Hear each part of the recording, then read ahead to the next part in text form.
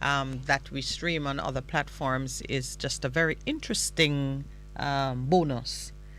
But to all of you, we say good morning, and we certainly hope that you had a weekend that was uplifting spiritually, not too distressing and distracting by reason of things that are happening internationally, but that you're focused and you're locked and loaded, ready to address the issues of the day. Good morning to you, Pastor Percival. Good morning, Minett.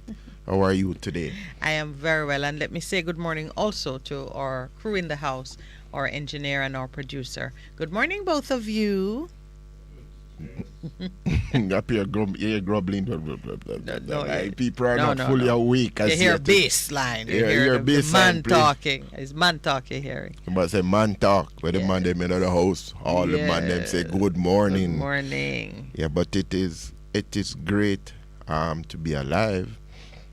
It is good to, even with the international conflict that is happening, some good news.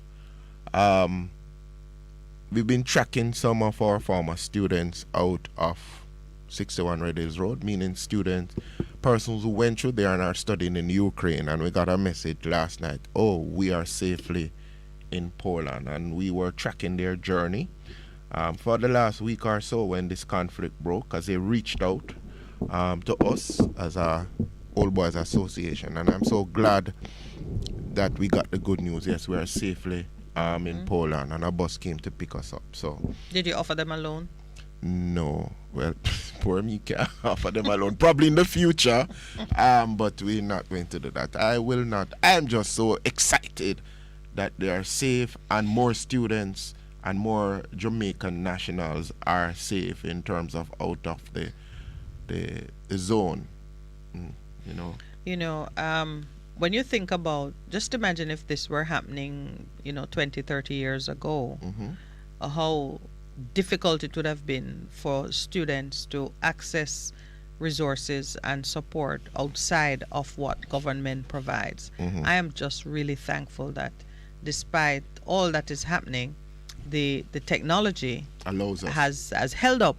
I mean, not just only allowing us to do this, but if you think War 101, and don't ask me why I know about War 101, you cut off communication. You isolate people. But the technology is such now that it is very difficult to cut off communication without there being a certain level of cooperation between international partners, because every major country has satellites allowing for connectivity in one form or another between far-flung parts of the world. So I'm really glad that the Calabar Network, I know you didn't call their name, but I'm very glad that as something as I would say seemingly informal, because it's non-governmental, and you'll understand why I'm emphasizing the non-governmental side of it, that the network produced results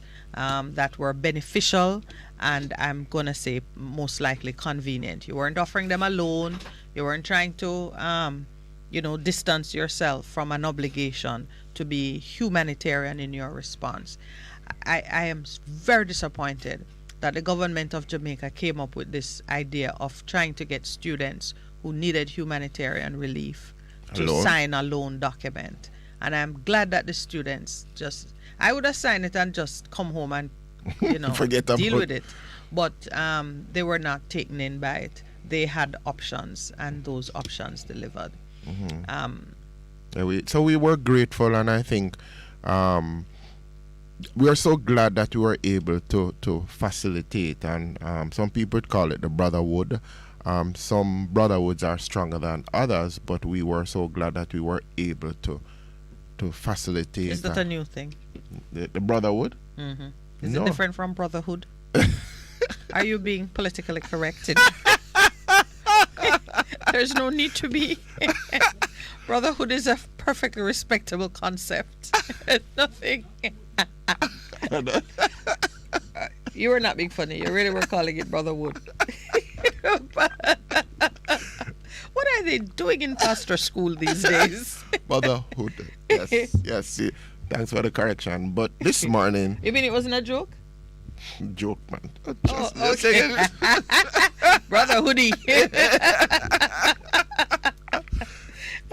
As brothers, we were able to reach out. Present. I was gonna make a joke, but it might be too early. in the morning. Yo. Yes. Okay. It has woken you up, hasn't it? The people of the circumcision don't want to talk about brotherhood. Yeah, but it is thing. So where are you in the scriptures this month? Because I'm in Psalm 18 and you are somewhere else. Yeah, man. We had a laugh about that, you see, Mr. Producer.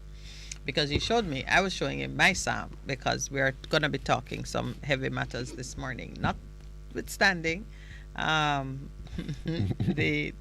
good humor. So I'm in Psalm 27, and you will see why.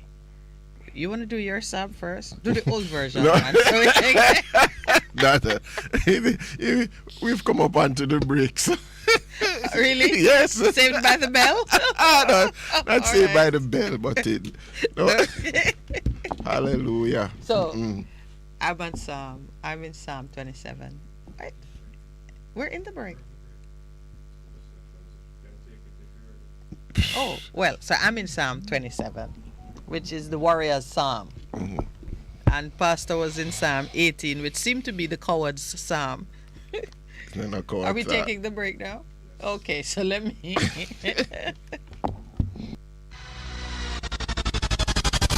We'll be right back. Youths, are you stressed? Are you faced with trauma? Well, this is the program for you.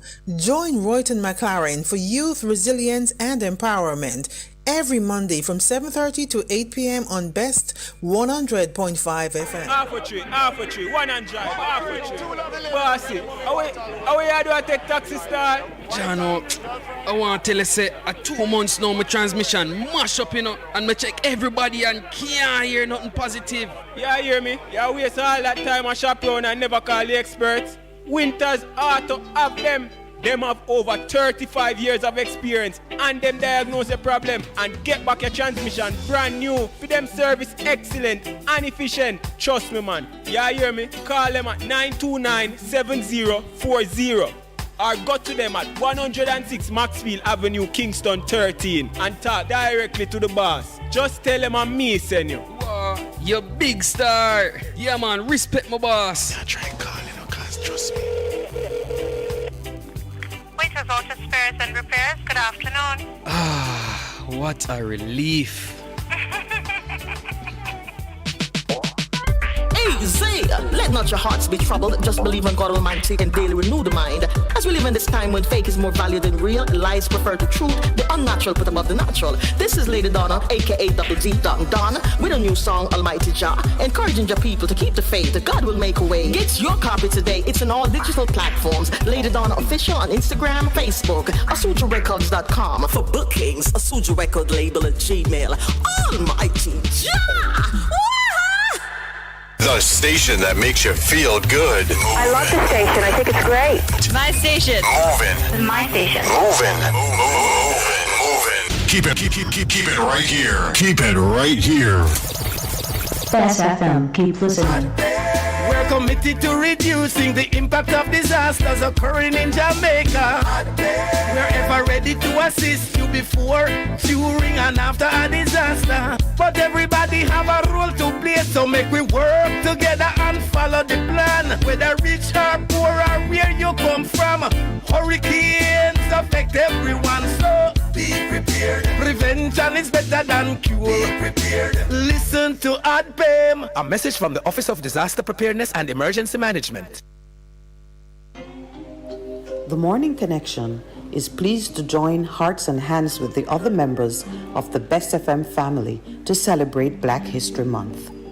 We have chosen to promote the strength and resilience of our people by echoing the call of Marcus Garvey for this mighty race to arise in power and perform the outstanding exploits which is our birthright. We are indomitable, courageous, and innovative, but we need to encourage and build each other into a unified force. Join us in our discussions, presentations, and cultural explorations as we examine the truths and traditions of our race in an effort to strengthen us in meeting the challenges of today. Up you mighty race, accomplish what you will. Let's return to truth and traditions, right here on Bess 100 FM, bringing it to you truthfully.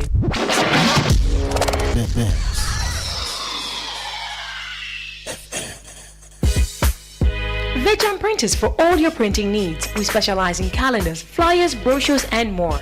Call us today at 968-7506. That's 968-7506. Or visit us at 4 East Bloomsbury Road, off Haggard Park Road.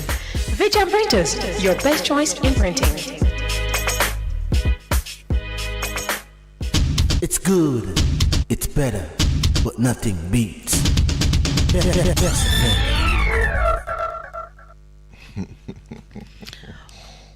Welcome back to the Morning Connection.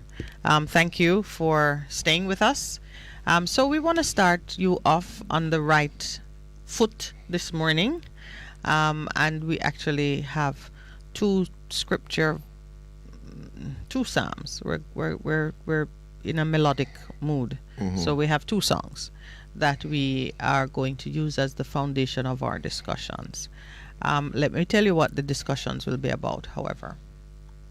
There is war, open war, meaning the kind you visualize and read about when you think of conflict. You know, troops moving into a country, citizens in a certain amount of distress, bloodshed, and just dislocation and concern, not just from within the country, but also outside. Persons looking on, expressing concern, having the different discussions regarding the possible outcome and the impact that the conflict will have on relationships surrounding the country and going forward. So, war, as one would ordinarily understand it. But in considering it, I have recognized that Jamaica has itself been under siege and the subject of great conflict for a long time. And some of what we see happening in a very intense arena on the international front are things which we have seen happening in our own communities, within our own borders. We have become somewhat immune to it, and that's probably not the right word, because the truth of it is it continues to cause havoc and to damage our psyche and our environment, our economy. But we are, I would say, we are in somewhat of a daze, not recognizing it for what it is, not responding to it as we should. And as a consequence, it has gone on for a long time. We've not taken the necessary steps to bring it to a halt. So I was led to look at Psalm 27. Pastor Percival has a psalm earlier in the book. Let's call it that. Is it Psalm 18? Yes, Psalm 18. So I'm going to let you go first. Also, seniority matters. Senior pastor, Elder Percival. All of these things, all of these titles and things. But yeah, anyway, you go first. And I will love you, O Lord, my strength. The Lord is my rock and my fortress and my deliverer. My God, my strength, in whom I will trust. My shield and the horn of my salvation, my stronghold. I will call upon the Lord, who is worthy to be praised. So shall I be saved from mine enemies. I'll stop there, but I think it places everything in a context that the hope and the strength of who I am is in God. So whatever happens, He is my rock, He is my salvation. So even if there's war and many enemies would come after me, I'm secure in the knowledge that He's my foundation. Selah. Amen. So clearly, Psalm 18 is a foundation psalm for what we are about to move into. I say foundation because you've got to sort of identify your position and recognize your strength before. It's sort of like doing an audit. Check your armory, your weapons, your soldiers. Make sure that you know the source of your strength, your strategy for handling the conflict. And Psalm 18 certainly does that. Psalm 27 now is the rallying cry. This is what you are saying. This is your pep talk for your troops as you are rolling out. The Lord is my light and my salvation. Whom shall I fear? Lord is the strength The Lord is the stronghold of my life. Of whom shall I be afraid? When the wicked advance against me to devour me, it is my enemies and my foes who will stumble and fall. Though an army besiege me, my heart will not fear. Though war break out against me, even then I will be confident. One thing I ask from the Lord, this only do I seek, that I may dwell in the house of the Lord all the days of my life, to gaze on the beauty of the Lord, and to seek him in his temple. For in the day of trouble he will keep me safe in his dwelling. He will hide me in the shelter of his sacred tent, and set me high upon a rock. Then my head will be exalted above the enemies who surround me. At his sacred tent I will sacrifice with shouts of joy. I will sing and make music to the Lord. This is my Psalms, and this is the one I am using to rally the troops as we move into a season of resistance, of victory, of taking control to the point where we will sing and make music. That's where I am. That says, "Let God arise, and his enemies let be his scattered." Enemies be scattered. But we don't want the enemies to scatter because we want them. We're gonna take charge of the field. You know, they scatter, they go and they hide in the rocks and discover God on their own. Oh, but that's what you want them to do. You want them. We want them to discover God, but some of them have to be destroyed because they keep coming back. Interesting. They keep coming back. Right. So So you're in a war mode. I'm very much in war mode. We're closing this is the final day of our Black History Month celebration. So we've strengthened ourselves in our identity. I've recorded for you, as you requested, the various declarations that took us through the month, and which we will be continuing. Let me find on my screen the last one, and which we will be continuing into this season, because it's important that we keep speaking the words. And I also documented the 60 in 60 fact sheet, which Ras Kremlin, good morning to you, my brother. I have it printed in living color, as they say, and I will leave it here at the studio for you to collect as you requested. So we're ready to sort of go public with some more information. There, one or two persons have called and asked. Asking us, yes, so we're gonna put it on the websites. What is this that you're talking about? You know, publish it by some kind of broadcast with It's gonna. I believe it's gonna get traction, and then we're gonna take it into other media. I see where it really can become a rallying cry and a mobilization of some of the things that we've been praying about. We're moving from faith to action. Yeah, can I tell you, Pastor? As you know, when we announced 1660, you and I didn't have no discussion about it beforehand. In fact, I tell you, as the inspiration lick, it was announced, and you came in and you did your part in making it public knowledge. But at the time, I don't even remember where we were in the run up to this conflict with Ukraine and Russia and NATO and all the talk of war and its impact on the world economy. But 1660 is now at the heart of how we will organize ourselves to claim the victory that Psalm 27 speaks of. When the wicked advance against me to devour me, they are the ones who will stumble and fall. Though an army besiege me, my heart will not fear. Though war break out against me, even then I will be confident. your Psalm 18 speaks to the source of this confidence. And later on, of course, these are both Psalms of David. And we know that David was a warrior. But he was a warrior and a he worshiper. was a worshiper of the highest order, because even as he is lacing up his boots and getting his armor on for war, he's saying, the one thing that I ask from the Lord, the only thing I seek, not victory in war, because he already acknowledged that the battle is not his. It's the Lord. It belongs to the Lord, and the victory is assured. Therefore, he can keep his focus on worshiping. This only do I seek, that I may dwell in the house of the Lord all the days of my life, to gaze on the beauty of the Lord. So poetic. I absolutely love it. In the day of trouble, he keeps me safe.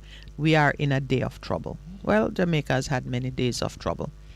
I want us to talk a little bit about the siege that we've been under. And I was tracking the news, making some points on just listening to what is happening, how the impact on Ukraine, what's being said. And I thought, but the same thing applied to Jamaica. They announced yesterday 352 people dead, 14 of them children. What is our death count since January? We're marching along quite nicely, and we don't have soldiers.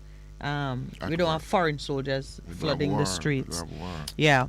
So 352 dead, 14 children. Guns barking in the streets, and soldiers deployed across the urban landscape. Citizens taking up arms, and civilians are making Molotov cocktails in their homes. They had like a little defending them.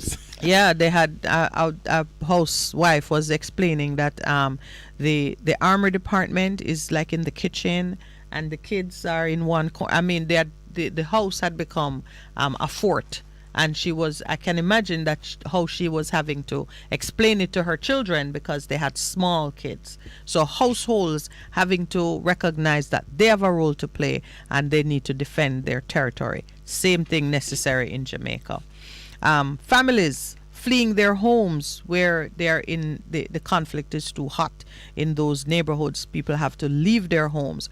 How many times we hear of families having to leave neighborhoods in Jamaica because for one reason or another, reprisal killing. We are in the same situation. Some of them crossing the border and leaving whatever they cannot take. We've seen homes burnt out. The families don't even get an opportunity to take anything because the conflict was such that the enemy burned up their house. And you see them. That's interesting. Yeah. Because there's a story of this Jamaican Messias who is married to was even Ukraine, and he was sending back and says, all we have is what is in our 2 suitcases. Yeah. And they have little children there, and they're trekking in the snow. In the snow. Yeah. I mean, you'd have to say the Ukrainians are a little better off than us because they can walk to a country that is conflict free. We are trapped by that pond of water that is around us called the Caribbean Sea. We can't leave as easily. We are like held hostage in here by our enemies. Then you see the damage to the infrastructure. This morning a market has been burnt down. Vendors who would normally ply their trade in the market are weeping at the ashes of what once was. And this is the second market in like 2 weeks. Yeah, because Ray Market. Only last week we were announcing. And look at Coronation Market. It might not have been burnt down, but the way that Mary talks about the condition of it, maybe that it would be a relief if it got burnt. Our infrastructure has been damaged. Critical infrastructure. Then you have the interruption of work and productivity and the loss of income. I mean, what is happening there? You think people are trying to continue in their jobs and getting up, getting dressed and driving to work as if nothing is happening? No. People have been their earning capacity has been impaired. Same thing here in Jamaica. I mean, pandemic aside, because that was a pandemic. But there are persons who have not been able to work. Some can't get work because of where they live or the environment in which they have to exist. And there are some persons who, because the economy has been so battered, have been displaced and are just out there fending for themselves.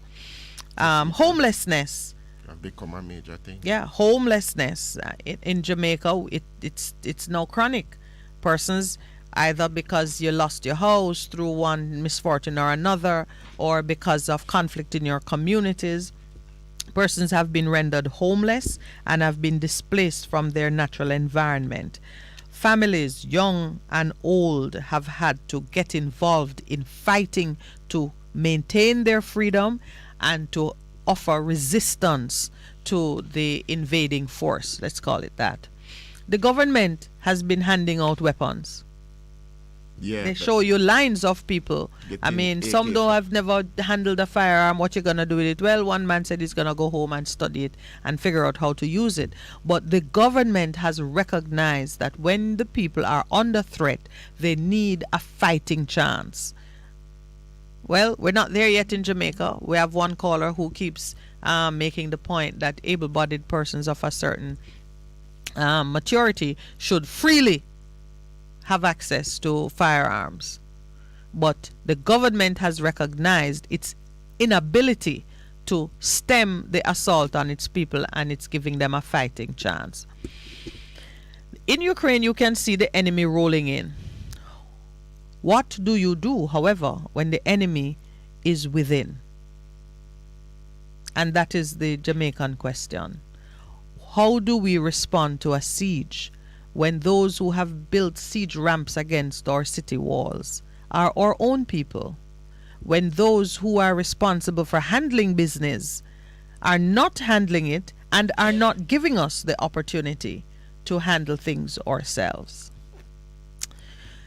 We're gonna work our way to answering that question. We have to do it together.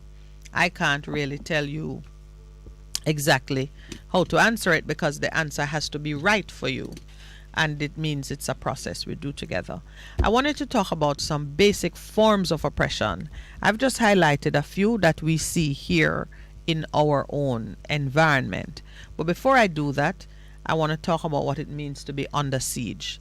All of us, I think we have a general idea, but let's go back into a little bit of history to understand how the siege or the besiegement of a city became a critical tool in the enemy's armory on how to take a city. So first, let's understand how we ended up being captured, and then we're going to look at the strategies to recapture ground. How we're going to get into the Psalm 27 mode now of seeing the enemy being the one to fall, even though they are the ones who made the assault against our city. What is a siege? In the ancient world, a city wasn't a city without gates and walls. You had to have a perimeter. Now, as I've said for Jamaica, our gates and walls is the Caribbean Sea, because we are hemmed in by water. Yeah, but in another sense, in terms of being at sea, siege, a very important thing is walls. But walls can be physical walls, but there can also be walls that God has put up which protect us spiritually, which are very, very important in terms of understanding. So you want to go into the solution before we analyze the problem? No, I don't want to go into the solution. You know, that is how my brain working. I see the problem, but my brain quickly goes to then with what is there, how are we going to deal with it? So the whole thing about walls are important. It says a man without self-control is like a city without walls in the Proverbs. So that is, you get that picture. And I often say to my children, one of the main things that you need to practice in your life is to learn self-control, because without self-control, you're open to anything happening to you. You're under siege in terms of your mind, and that is so important. So one of the things, even as we talk about being under siege, we have had the battlefield of the mind. Remember that series that we Of course. did? Yes, the Yes, battlefield of that the mind. And was- that is where the enemy assaults us most of the time. So we have to learn to build walls that will help us. So when he begins to siege our minds come under siege, we're able to fight back. Go ahead. The reason that I started by looking at gates and walls is because gates and walls serve a dual function. They keep you in and they keep things out. Amen. Now, the fact that they keep things out means that you can, by controlling your walls and your gates, you can keep things out deliberately. However, your walls and your gates also have the capability to be used against you, to isolate you and to put you under siege. So, we're back to the ancient days, because the military strategy of a siege originates in that time when the city gates and walls could become a weapon against the city itself, could be weaponized. Yes? All right. The walls served as the primary means of defense and protection from an invasion. An invading army could just sweep through you if you have no boundaries, as Pastor was saying, both in the spiritual and in the natural. So in times of war, all an enemy had to do was to surround the city wall and lay siege to it. The purpose of the siege is to starve the inhabitants of food and water, forcing them to surrender. Often a siege took months or even years, but it was very effective. All it took was time.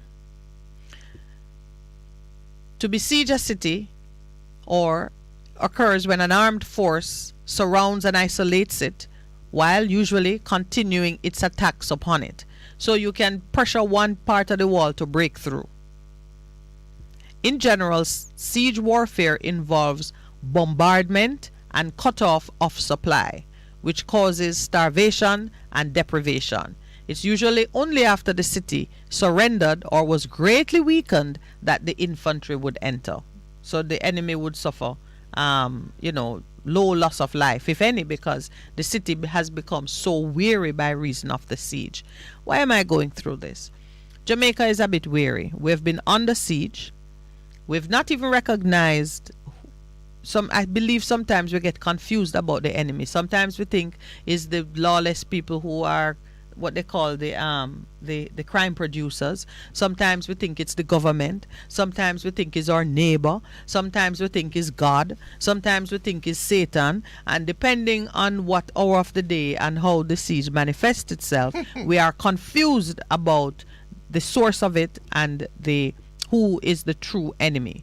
One thing we can sometimes we think is America, because they're pushing us in one direction or another, or it's China because they've come to take away our land, or we have any number of speculative theories about who is the true enemy. Pastor, do we want to discuss who is the true enemy? Who is the true enemy? Yes. Who is the true enemy? Ourselves. Then it kind of in a joking way. No, but that's why I said that the enemy is within. Yeah. The enemy is within. Because many times in this program, we've come to the realization that the reason we have not succeeded in addressing the siege is because in order to triumph, we have to deny self. We have to destroy self and choose something of a far higher order in order to overcome. Which is why we continue to speak of the golden rule. Love God, but love neighbor as yourself, because perfect love casts out all fear. Love of God and love of self means that if you love yourself the way that you love God, then you love your neighbor as yourself. And a lot of people don't love themselves. That is why they do not love their neighbor. Yeah, so that's an important thing. So a lot of the things that need to happen with ourselves if we are going to overcome and break the siege ramps that have come that against, have been built against our psyche or against our communities. And even in terms of our mindset, because that is where most of the siege happens. You have to break mindsets. You have to break mindsets, way of thinking. Because if you don't do that, even if you shift something that is external and a mindset is not broken, you're going to go back to square one. One of the things, as we would come up on our break, I learned early when I was in educational system formally with my students, you could train them, but if you never broke mindsets, they'd go back to they'd revert to type. Yeah, so I'm saying, no, you got to change the way that you think, and in changing the way that you think in terms of breaking your mindset, you are setting up yourself for true success. All right. That's important. So through the pandemic, we saw the world went into kind of like a test mode to see how would the world respond under siege. And we learned some things. We learned that we can be herded into a place where we are given food or no. We're given medical therapies or no, yes, because we have had to contend with the vaccine inequities on the world stage. Who gets, how it is shared out, and we have seen what has happened as the those who did. Absolutely, that has emerged. Yes, big time. So we have two things to talk about. I'm gonna just look through. Let's talk about the consequences of siege and see. I have like about I have 15 of them, and I want to see how many apply to Jamaica. Can we just whiz through it? Gotcha. I'll call them and you give me a vote. It brings pain and discomfort. Tick. Desolation and emptiness. Tick. Poverty. Tick. Lack of essential commodities, meaning food, water, power, energy, medical care, good education. Tick. Yeah. Frustration. People are what they call it, fresh out. Mind oppression. Confused, you don't know which way to go. Confusion. Yeah. Lack of direction. Yes. Lack of peace. Yes. Discouragement. Yes. Sleeplessness. Yeah, more people taking sleeping pills. Siege brings stagnation and limitation. That again. Fear and intimidation. That's a major starvation. One. Can't get enough food. Suffering. Yeah. All right. Jamaica is under siege. Let's take the break. We'll be right back.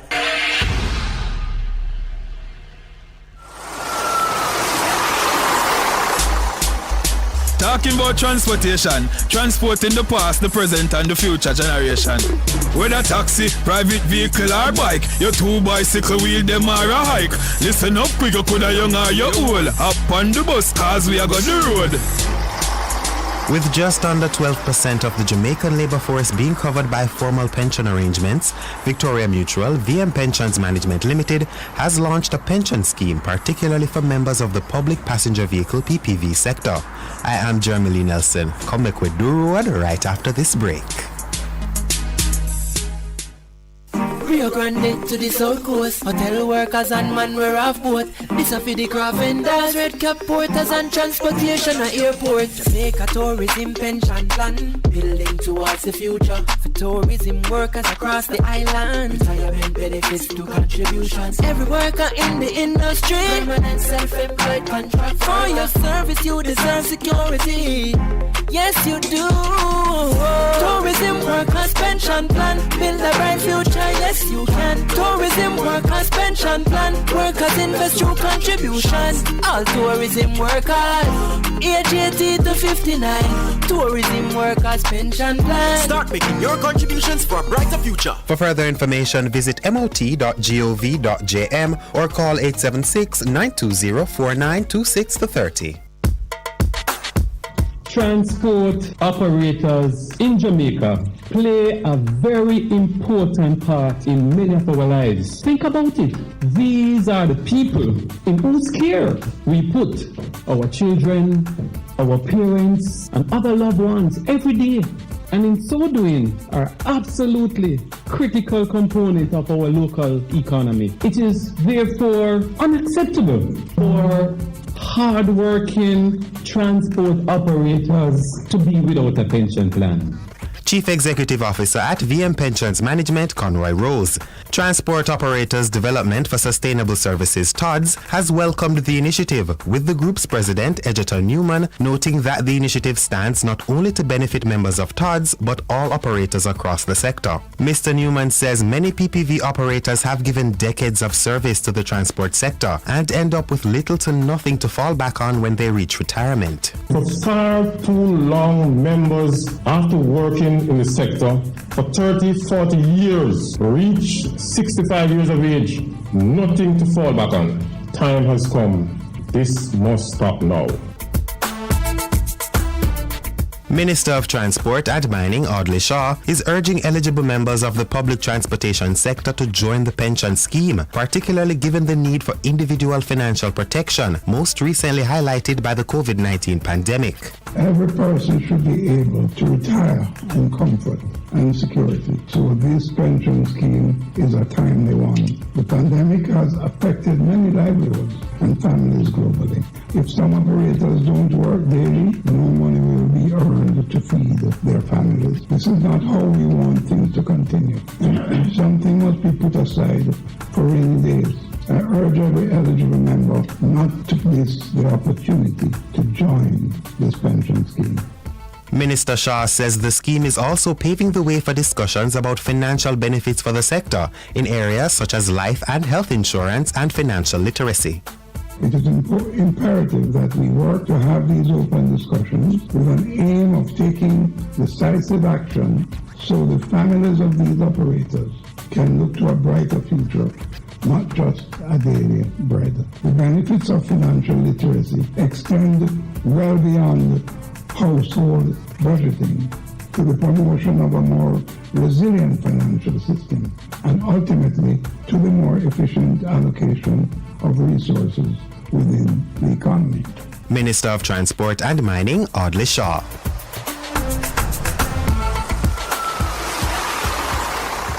And that's where we are going to let you off with the road this week. For more information on how to register for the VM Pension Scheme as a transport operator, contact VM Pensions Management Limited by calling 876-754-7265. I am Jeremy Lee Nelson, and until next time, you could walk, ride, take taxi or bus. Remember to stay alert while you do road.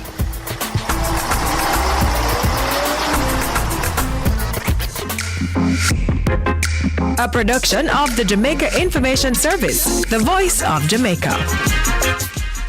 The station that makes you feel good. I love the station. I think it's great. My station. Moving. My station. Moving. Keep it right here. Keep it right here. Bess FM, keep listening. What should a taxi service do for you? On-time taxi service is more than just a ride to the other side of town. They offer clean and spacious vehicles, reliable service, and promise to always look out for their customers. They'll come when you call and take you where you want to go on time. From anywhere at all. You can call us at 926-3866. We are something special on the road. Live the life. Respect the music. And keep your radio locked in. Best 100 FM.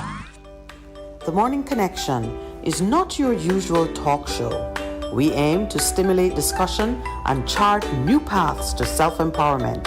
So please join us, Minett and Percy, on The Morning Connection, Mondays to Thursdays, 6 a.m. to 10 a.m. on Best 100 FM. This is Madam Michelle, and I want to take time out to big up all our artists link up, kings and queens. Artists link up, one link. When I'm in town, I tune into Best 100 FM, ALU, with Madam Michelle, every Monday at 6 p.m. This is some of the best music. This program is sponsored by Gel Music Records, Kalanji Music, and Bad Bull Productions. Madam Michelle was born playing music on Best FM 100.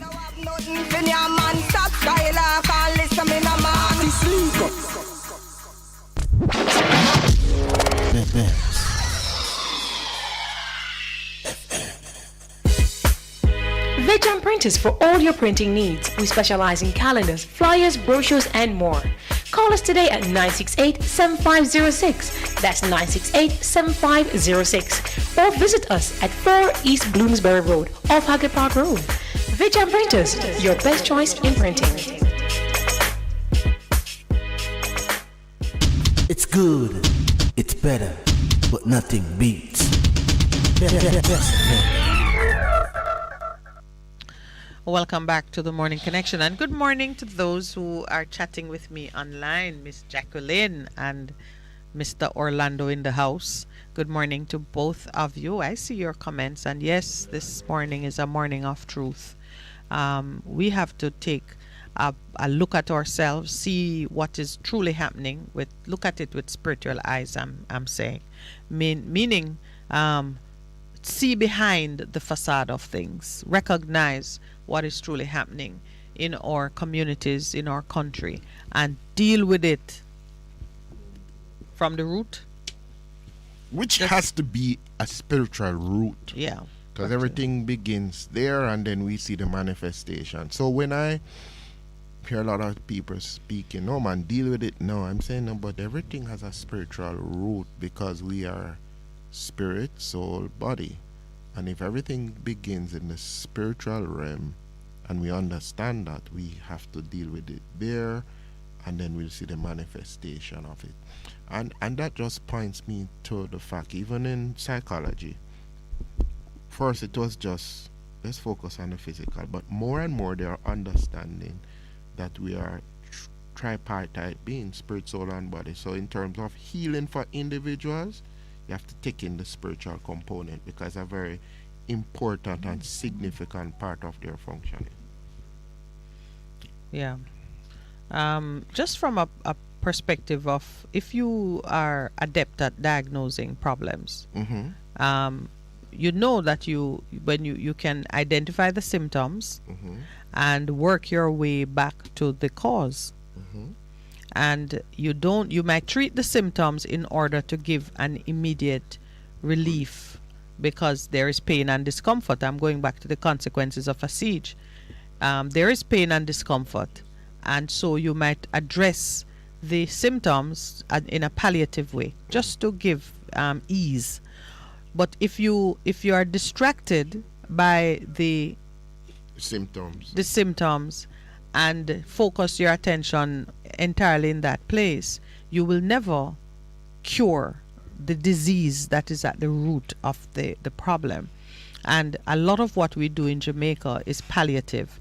We are only sticking a band-aid over. Sometimes it's not even for the sufferer, the response you give is not for the sufferer, it's for you to keep it out of your sight, because when you slap a band-aid over it, you no longer see how cancerous, how putrid, how degenerate the situation has become. You're hiding it from yourself, and which is true. And if you look at it, let's extrapolate explore that a little more, even further within all of the things that are happening in Jamaica. We talk about crime and violence, and we say, oh, let's get the guns, which is an important thing. But as I often say to people always find a way to... When you take away the guns, we'll go back to using knives and acid and whatever else we can get. So we have to go to the root cause of it. What is causing our people to be and to respond in that way? Are we dealing with things that have come back from slavery? Are we dealing with broken family life? Are we dealing with poor parenting? We have to get to the root cause and deal with those things, and then we'll begin to get the change. And I can never forget when Professor Clayton was on, and he was talking about how we should deal with problems, and he said it's going to take long term, but we have to go and deal with our children in terms of what is happening in the educational system, in terms of moral education and so on. So that's what it speaks. So let us stop from just dealing with symptoms, or go to what are the root cause of what is happening in the life of people. Brethren. Right. So I completely lost my train of thought. No, but you were talking about the pain and the discomfort in terms of symptoms, and you do palliative care, and you put on a band-aid which hides the thing from view, and it is you don't want to see it, so you do something in regards to that. That's where you were at. Yeah. Okay. So what led me in that direction is because I want us to look at Jamaica. Look at how we've been handling things in Jamaica, recognize that Jamaica itself has been under siege, that the enemy we face is within. It is not external. The externalities are just a red herring, a distraction, because if we are truly confident in who we are and we are moving as one, then we can face those external pressures with a different mindset and with a different agenda and objective. All right, when a country is under siege, there is really only one response. Yeah. And when I say repentance, I mean it in every sense of the word. I mean it in the spiritual sense, and I mean it in the socio-psychological sense. Meaning that you have to change behaviors and begin to do and take actions that will recapture lost ground. That's correct. So on the repentance side, I'm moving right now, into the 1660 program that Percival and I launched last week. A week ago, we had a call from one of our listeners in a community called Trial in St. Elizabeth.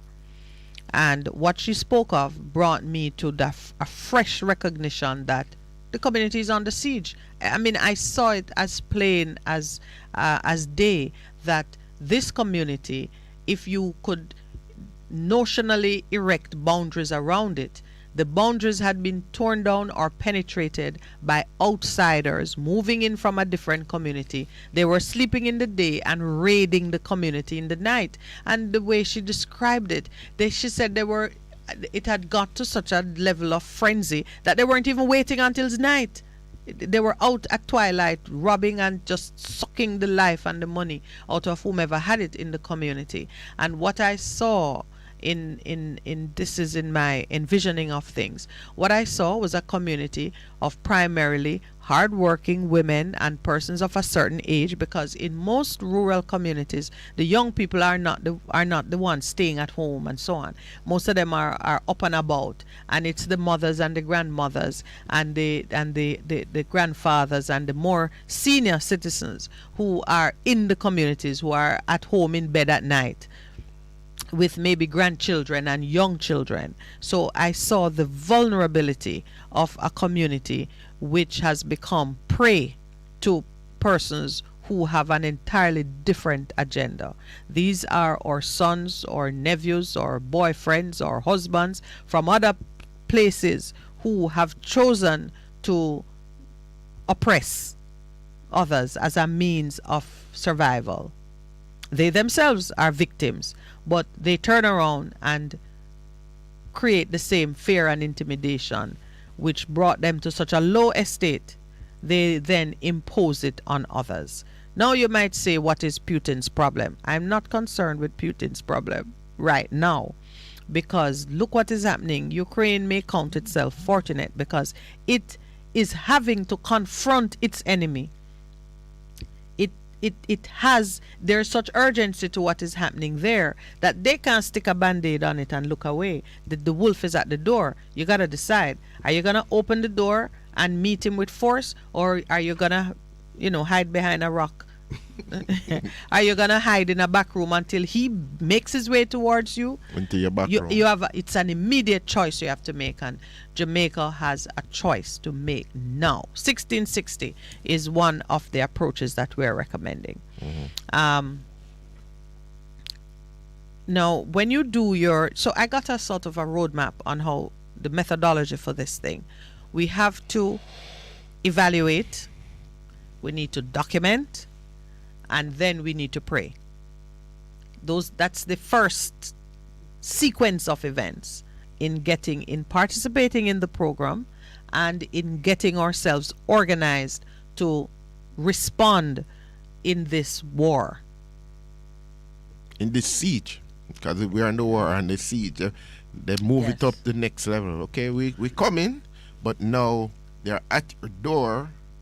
And they've been at our door for a while, so and they think we're weak now and ready for the taking. Yeah. Remember, the infantry enters the city when it has made an assessment that the city is sufficiently weak and you can take it.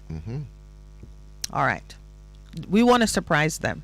We want to surprise them by being prepared, and not just being prepared in a passive-aggressive way, but we are going to return fire with fire. We are retaking our communities. That is the mandate. And we're starting at the community level because it has to be a small enough space that you can control. True. We can't do no national. That you can we're not trying to. impact. Yeah, because when it is, if you think the enemy is the government, then the appropriate response is to vote them out. But that happens every 5 years. We don't have that kind of time.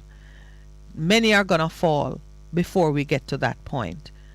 So it is, what you say? Now is the acceptable time. It is a today event.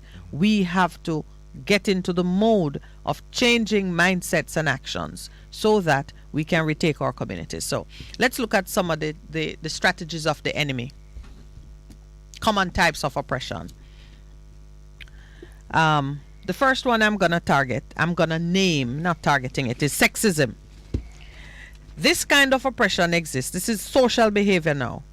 This exists where we unconsciously assign unwanted roles based on gender assignment.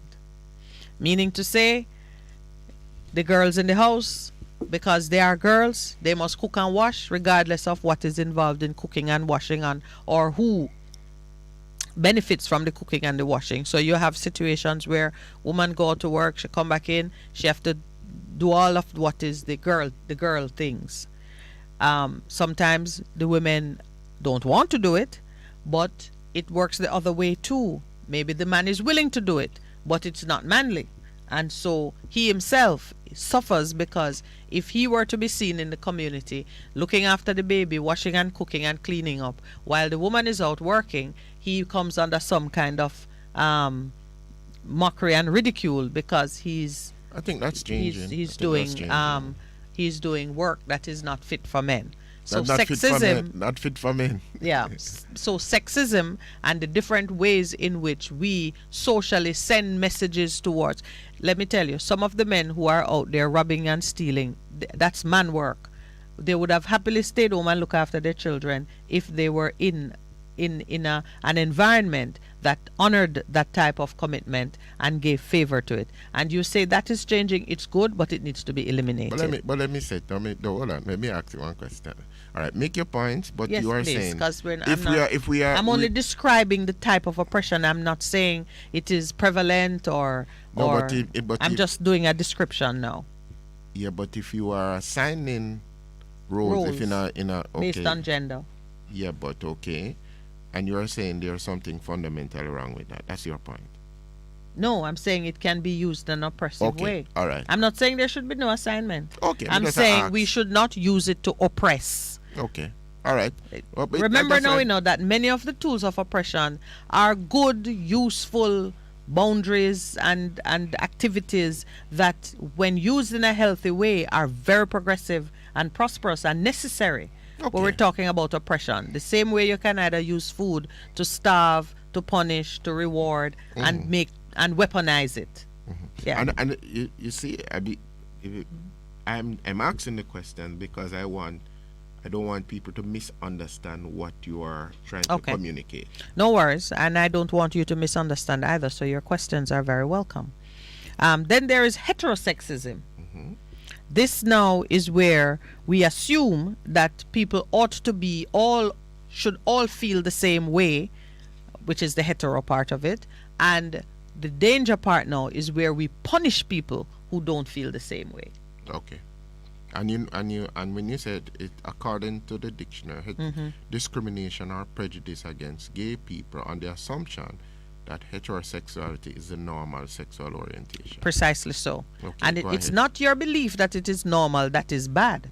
It is your decision to punish, to discriminate, to hurt people who feel differently than you do. Not of God. And it's reversed too, because if you Yes. see it happening in the world now, because they don't think so, then punish you. Yes. So it's using anything to cause oppression. Right. Then there's classism. This is a favorite and one that is well known in Jamaica. This is where wealthy and influential people congregate, spend time together, associate, and set rules for who can enter and who can't. And they use wealth to oppress the poor, setting social rules for entry into their class. So Classism. Even if you have money, like you're new or rich in Jamaica. There are some steps, some obstacles you have to overcome in order to be admitted into the class. Even though you have money, it don't mean nothing. Yeah, so for example, a group of influential people can party like, it's, 1999? They can party hard at a luxury hotel and completely escape any form of punishment. But a street worker ends up before the court for breaching the Disaster Risk Management Act. Or you've seen it, how influential people somehow have loopholes and catch-22s that pretty much insulate them from challenge. But those who are of a lesser balance sheet, somehow they are the ones that always get caught in the net. And you say like, oh, them so unlucky. Then there's racism. We know this one. Racism is not just loving your own race and recognizing that there are differences between races. It is the belief that one race is genetically inferior or superior to another. Do we have much of that in Jamaica? No, I don't think. I think we have more classism than racism. Then there's ageism. Ageism is just treating the young or the old, I'm including, it's treating people of a particular chronological age. So them have no use. Treating them, differently to an unnatural degree. So the old, you park them, say they don't have no use, you discriminate against them in very harmful ways. Or the very young, you treat them as having no voice, being a burden on society, and to an unnatural degree, because some of it is true in the sense that they are vulnerable people who need to be treated in a particular way. You need to be respected and honored. I've not included in it the discrimination against persons who have disabilities. I've not included that, but that is also one way of oppressing your people, where persons whose ability differs from the norm in one way or another are treated, either they're treated very badly as though they have no value, no worth at all, or they are treated kindly but to the extreme where they are not allowed to participate or express themselves because we think that they have no value, but no, not in the negative, to the extent where you shut down their ability to contribute and to participate. And that is also a form of oppression, and that is affecting us too. Then comes the one that we still carry, colonialism. This is where powerful immigrants take over. They come in and they take over. They know best. They have better technology. They're more sophisticated. Their color gives them privilege and advantage. Colonialism is affected by immigrants. You come into a spot and you decide that we are still subject to that form of oppression, not just by virtue of our history, but even today. If you have a contract, let's say you need some sophisticated type of service to build your society, we put out RFPs and we are looking through the door to see which foreigner is going to answer. And you have people right here in Jamaica with the ability, with the skill, but if it is not coming from outside, it is not regarded as having great value. And I see Jamaicans, I've spoken to Jamaicans who themselves practice it. They are answering an RFP, they need to find 2 or 3 foreign consultants to put on their team because they feel that the team is not going to be looked at without that component. And that's a reality of absolutely things. That is colonialism too. The same thing. We open up our industry for investment and we eyes get dim looking for the foreigner to bring foreign direct investment in order to build. What about JDIs? Apparently that has no value. Colonialism. That is the scourge. Let me just show something in this mix. You notice that all of the oppression is 1, 2, 3, 4, 5, 6 man. 6 is a man. I picked 6, so that is mine. Listen, when you go hunting, you can't find. No, but I just found that significant. Yes, yeah. Actually found 12 top ones, so which is still 6. Yeah, because it's 6 plus 6. Yeah. So you're right there. It is man. But then the one that deals with that from a 7 perspective, which is completion, there's neither male nor female, Jew nor Greek. We are all one in Christ. Yes. And that's a liberating thing that comes, that he invites us to stand against it. When we see it happening, we need to say, no, that does not represent kingdom principles. That does not represent the God who we serve in terms of loving the neighbor as yourself. Because all of these things speak to not loving people. Yeah. We have 2 minutes before the break, and we have 2 things to cover. I have the 1660 fact sheet, which has some points that I just want to repeat. And I have our 6 declarations, 6 again, that I want us to just go through them again. This time as the foundation for the 1660. Maybe the ideal is to just go into it after the break, because it's not something that we should rush through. And just hail up Ricky B, who give me a whole heap of fire on the line. I tell you. Thank you, Ricky, and good morning to you. All right.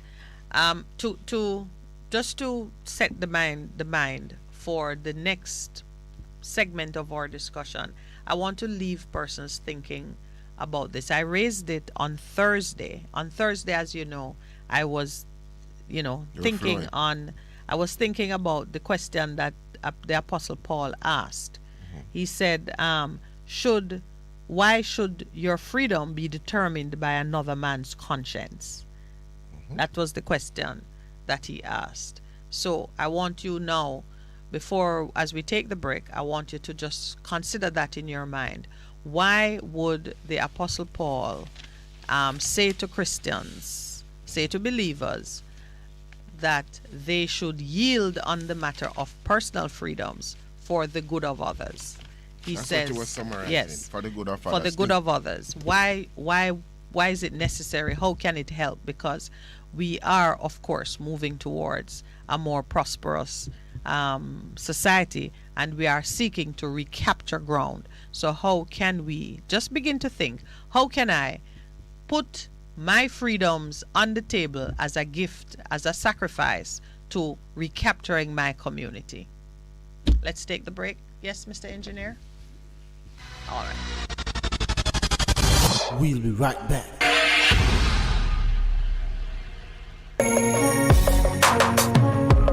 Looking to clean your vehicle super clean? 123 Clean Car Wash, located at 2 1/4 Osborne Road, Kingston 10. Entrance on Grove Road, below Tropical Battery. They wash and vacuum, undercarriage wash, engine wash, polish and compound, shampoo and detailing. Call them at 876-631-3400.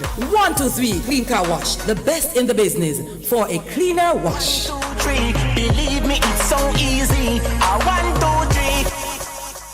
For a better choice in all your electrical supplies, A, authorized 3M dealer and better brand names. B, better service including free island-wide delivery. C, all major credit and debit cards accepted. It's ABC Electrical Sales. Shop number 8, Hagley Park Plaza, Kingston 10. Open Monday to Friday, 8 a.m. to 5 p.m., Saturday, 8 a.m. to 4 p.m. We make your electrical jobs as easy as ABC. Call 754-382-528 or fax 754-3659. ABC Electrical Sales, for a better choice. The station that makes you feel good. I love the station. I think it's great.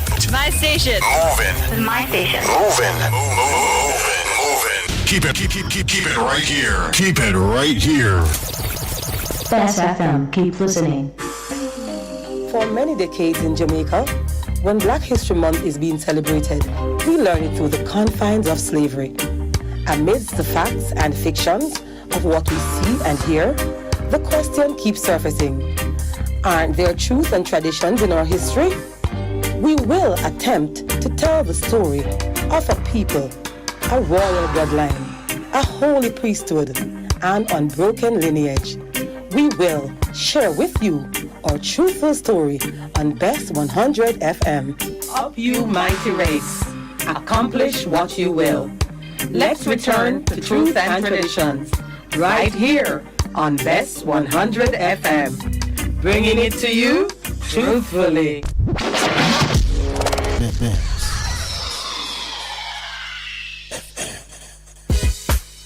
Veg Printers for all your printing needs. We specialize in calendars, flyers, brochures, and more. Call us today at 968-7506. That's 968-7506. Or visit us at 4 East Bloomsbury Road, off Haggard Park Road. Veg Printers, your best choice in printing. It's good, it's better, but nothing beats. Welcome back to the Morning Connection. Thank you, Miss Jackie. I am terrible at it. I have a listener online reminding me that we need to say to like, share, and subscribe. Right. Jackie look like she's telling everybody about the program. Thank you very much, Miss Jackie. Really appreciate it. Yeah, I'm getting there. The producer give me all kind of speech. But okay. I'm just happy that one person gets it, and then maybe Jackie will be the person to only take a spark to get a fire going. Yeah. I just off the bat in terms of 1660, I was sharing with somebody that and I know who on her own has this foundation that she helps people in communities. I was sharing with her this, and she said, "Yeah, man, I want to do that. How do I get involved?" And she's overseas. Here's my fact sheet. Yes, I'm gonna send it to her. Cause she's saying, "Yeah, how are we gonna do that?" But so as we share just a simple fact sheet about the 1660. So how do you participate? Go ahead, Ms. All right. Minett. So I've prepared a fact sheet. This year, Jamaica celebrates 60 years of independence, and the Morning Connection hosts have launched an initiative to recapture 60 communities from a decline into crime, decay, and/or poverty. We will partner with community leaders to establish a community-based organization to oversee and implement the vision for your community using effective and sound principles of kingdom living and sound governance. How to participate? Create a video log or photo journal of your community, highlighting the environmental conditions that require transformation. Submit your log or journal to the Morning Connection's WhatsApp number. The number is 876-361-6583, or you can send it to the studio WhatsApp number, which is 876-279-8473. Organize a cross-denominational group of 3 or more persons to lead the process of documenting your vision or main objectives for change in your community. Your vision will be used to create prayer points for church leaders and community members to use in private and corporate prayer. Of course, corporate prayer is group prayer. You can have a prayer meeting. The Morning Connection will visit your community for an outdoor broadcast and organize the resources to support the work of your community-based organization. The fourth step in the process is to maintain a log of your activities so that the Best 100 FM listeners can share in the celebration of your efforts in August 2022 and later in December 2022 when successfully implemented projects are recognized and showcased. Now, those are the 4 main steps. It's very simple. I wanted to keep it simple. Create a video log or a photo journal. Send it to us. You have the numbers 361-6583, or you can send it to 279-8473. Either way, we'll get it. Organize a cross-denominational group of 3 or more persons. What do I mean by that? If you have 3 churches in your community, 4 or 5, get one person from each, because this is a spiritual journey, first and foremost. And it is a pairing of the spiritual with the natural. So we are starting it the right way. Get a group in place, 2 or 3 or more. We want 3 or more persons, because for some NGOs, if you're going to set up a co-op, you need at least 10 persons.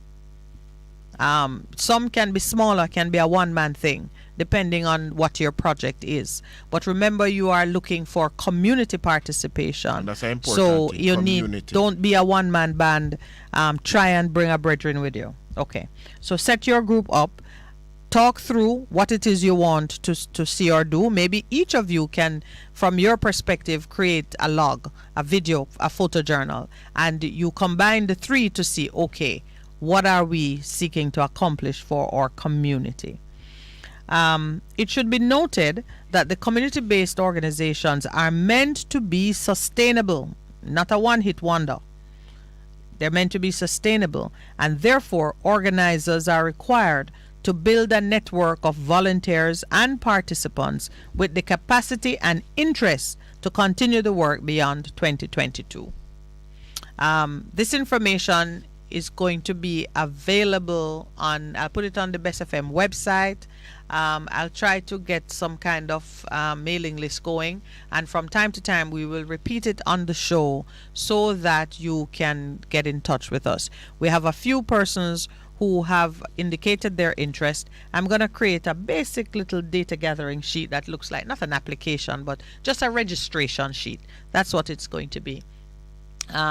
Once you get in touch with us, we'll send you the registration sheet and you can get your information done. I see that we're going to have to develop a strong online presence for this, so persons who want to contribute to the different communities can know who's doing what in which community and contribute. I know that if you want to do like an after school homework or a tutoring thing as one of your projects, I already have a volunteer, because our caller from Portmore, Neville, has volunteered 12 subjects he does, so you can't miss.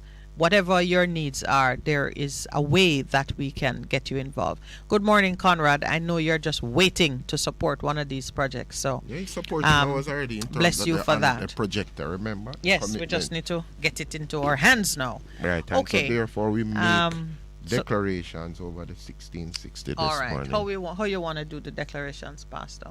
Because there are 6, so we can do them alternate. All right. Yeah. Okay. You bring it closer. I can read, sister. You can. Oh, your glasses, good man. Why? All right, this you good. Let's go. Let's just remind our listeners the power of declarations. At the turn of the year, we call them resolutions. Say you gotta make a resolution. But these declarations are of great creative and spiritual power. You shall declare a thing and it shall be so. Life and death is in the the power of the tongue. And we shall eat the fruit thereof. Yeah. And so today we decree and declare that no longer shall the princes and leaders of the land abuse and oppress the people.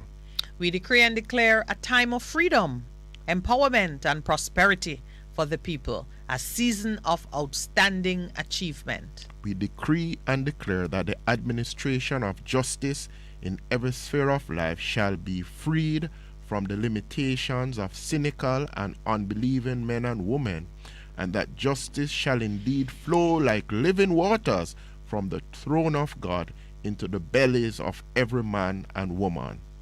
We decree and declare that every Jamaican man, woman, child shall increase in knowledge of self and of the one true God, such that the divine creative power to prosper and excel shall be unlocked in this generation and generations to come.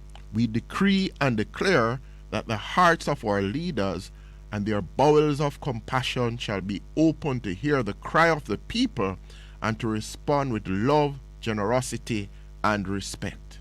We decree and declare that the ordinary men and women in communities across this land will become families that work together in harmony to assure the well-being of all members, giving special care to our children, or elders, or women, and those with disabilities of any kind. We decree and declare that the above declarations shall be so, and we will indeed see the manifestation of it in our lifetime.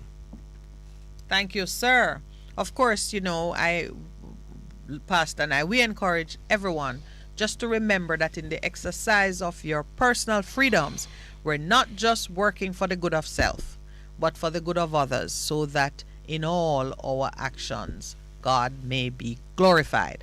Now, these declarations are going to be part and parcel of what those participating in the 1660 will use in their prayer points. So you'll have these general declarations that speak to the health and well-being of the nation, and then we will develop with you specific declarations that speak to the vision for your community, your little community that comprise however many households, however many persons. Whatever the problem is as you see it, whatever you desire to see manifest in your community, we are going to articulate them, create a scriptural foundation for them, and join you in prayer to bring it to pass in your communities. That is the Morning Connection commitment, that we're going to partner with you in spirit and in truth to bring to pass the change that you want to see. I believe that every Jamaican who can bring themselves to that point of commitment concerning their personal affairs and what they see around them will be a part of the force that push back those who have held us under siege. And I was a strange kind of child, because this weekend my mom was reminding me that I was not very sociable. She celebrated her 80th. My son, who is really my image bearer, my son was there, and he was, that afterwards I got a call to say, why was he looking so unhappy? He was bored. He wasn't very, you're celebrating an 80-year-old birthday. I think a 14-year-old could feel a little out of place. So anyway, talking about it, and my mom said, but I remember when you were a child, you were not very sociable. When everybody would want to go to do something outside of the house, or to go, even to go to the shop, you were usually stuck in a book, and you were not usually, you were not very outgoing. So the truth of it is, I'm not surprised. And she went on to say what I had already picked up, that, and believe me, the producer was, well, he was a more sporty kind of fellow, athletic wise. You played football, and by the time you were in your early teens, you had fallen into a band of merry men.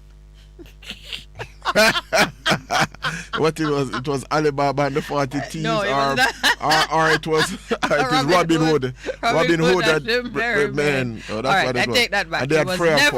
He was never in a band of merry men. But I mean, I tell you, Lowell not much different. Very, sober and not want to be up and about. So him have two parents who know how to be alone.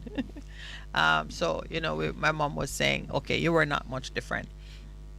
Why did I start to talk about that? The band of merry men distracted me completely. Anyway, the point is, your communities. You have a sense of what will work in your communities. So you have a vision for it. What needs to happen. Yes, that is the vision that you want to bring to life. You need to explore it, share with others, and create a vision that will bring some amount of peace and benefit into your community. That's what we are looking for in the 1660. And that is such an important point. We are encouraged to exercise our personal freedoms, not just for the good of self, but for the good of others, so that in all our action, God may be glorified. The golden rule: do unto others as is want as you would have done. Do unto you, and let no man think too highly of himself, but let him serve. Let him serve. Let him serve in community. Let us bring back community in our nation. That has been the bedrock of our nation. Mm-hmm. Like you come from a farming community, and so yes, sir. Mr. Palmer, land needs to be reaped and so on. You'd come together cooperatively, you'd reap, and the only thing was food and laughter and music if you were to eat. And then when other person, your neighbor, would move across and you do the same thing, yeah. And if you don't have earlier clocking out, can I tell you one of the things you have said to me that never left me? It was about relationship. You cannot discipline without relationship. Similarly, you can't get help without relationship. Yeah. You don't wait until the disaster is upon you to make friends with your neighbor. Be proactive and build that relationship. It was in my spirit to say that there may be some communities that what they lack is spirit. Mm-hmm. Now, those who went to the kind of high school, or if your school was into team sports and sports day was a big event, there are some schools where spirit is one of the areas in which you compete. Spirit Week, they call it Spirit Week. Yes. In some schools it's called Spirit Week. And so the idea that even in the education system, spirit is recognized as kind of the home court advantage is called what? The 11th, what is it? The 12th man or the 11th man? Or the 6th man. Right. Basketball is 6th man. Yes, which whatever team, man, yeah. that additional person. Well, spirit is at the heart of this 6th, 12th, whatever, third man, concept, that it really is the spirit of being in a place where you are honored, you are loved, you are supported. That has enormous influence on the outcomes of whatever engagement you have. Yeah. When you are under siege, the thing that breaks is your spirit. That's true. You're downcast, you become downcast, broken hearted. Why are we doing spirit? Your spirit. That's what that is break about. Your spirit. I tell you, my spirit can never be broken. Why? Because you're in community with God and with your husband and the family and everybody.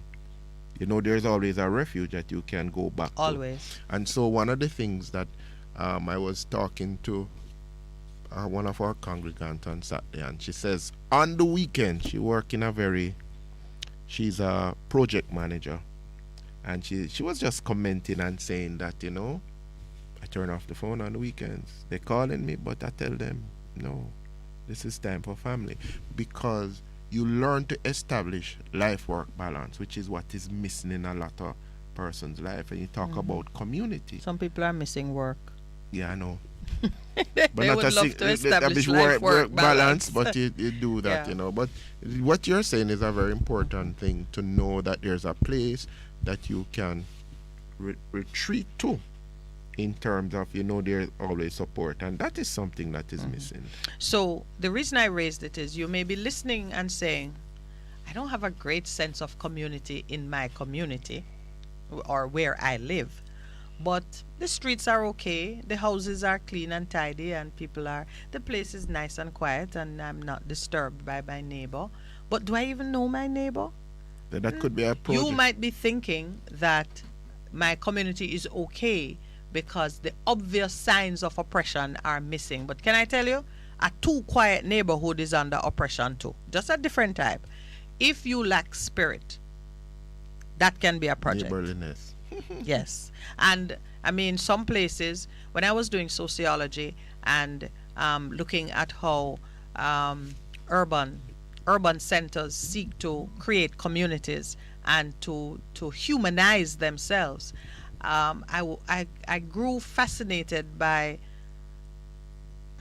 So you'd have the dysfunctional side of it, namely cities bring on isolation and depression, and the suicide rate is higher in the city than in the country, and the mechanization, the so much technology around you strips away your contact with self and humanity, and you become, less than human. That is the worst case of city living, that it is impersonal and distanced, and you are somewhat dehumanized. how do you bring spirit into an urban environment? Then you see things emerging, the social clubs, the athletic clubs, the parks, the places for congregation, for exchange.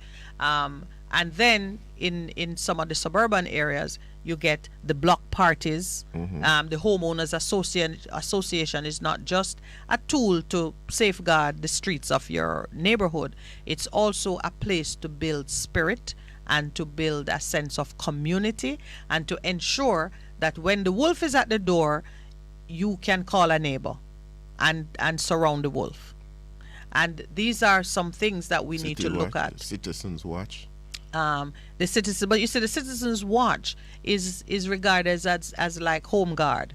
It's responding to a need for security. And I'm talking about spirit. Spirit is just feeling good with each other, caring and loving each other, relaxing together during the good times as well as shoulder to shoulder, supporting each other during the bad times. So you may have a community that is scoring high in terms of infrastructure, in terms of gentility, and maybe crime and violence is at a low ebb, but it lacks spirit. Like my community lacks spirit. I'll tell you the truth. I glimpsed my neighbor for the first time a couple of days ago, waved to him.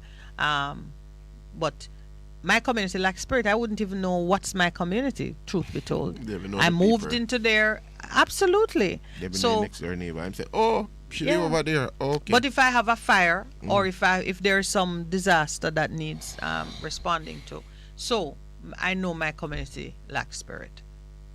So that could be a project. That can be a project. 1660. What are you going to be doing I shall in terms of moving it forward? But we're embarking because I must get someone in my community to do a project.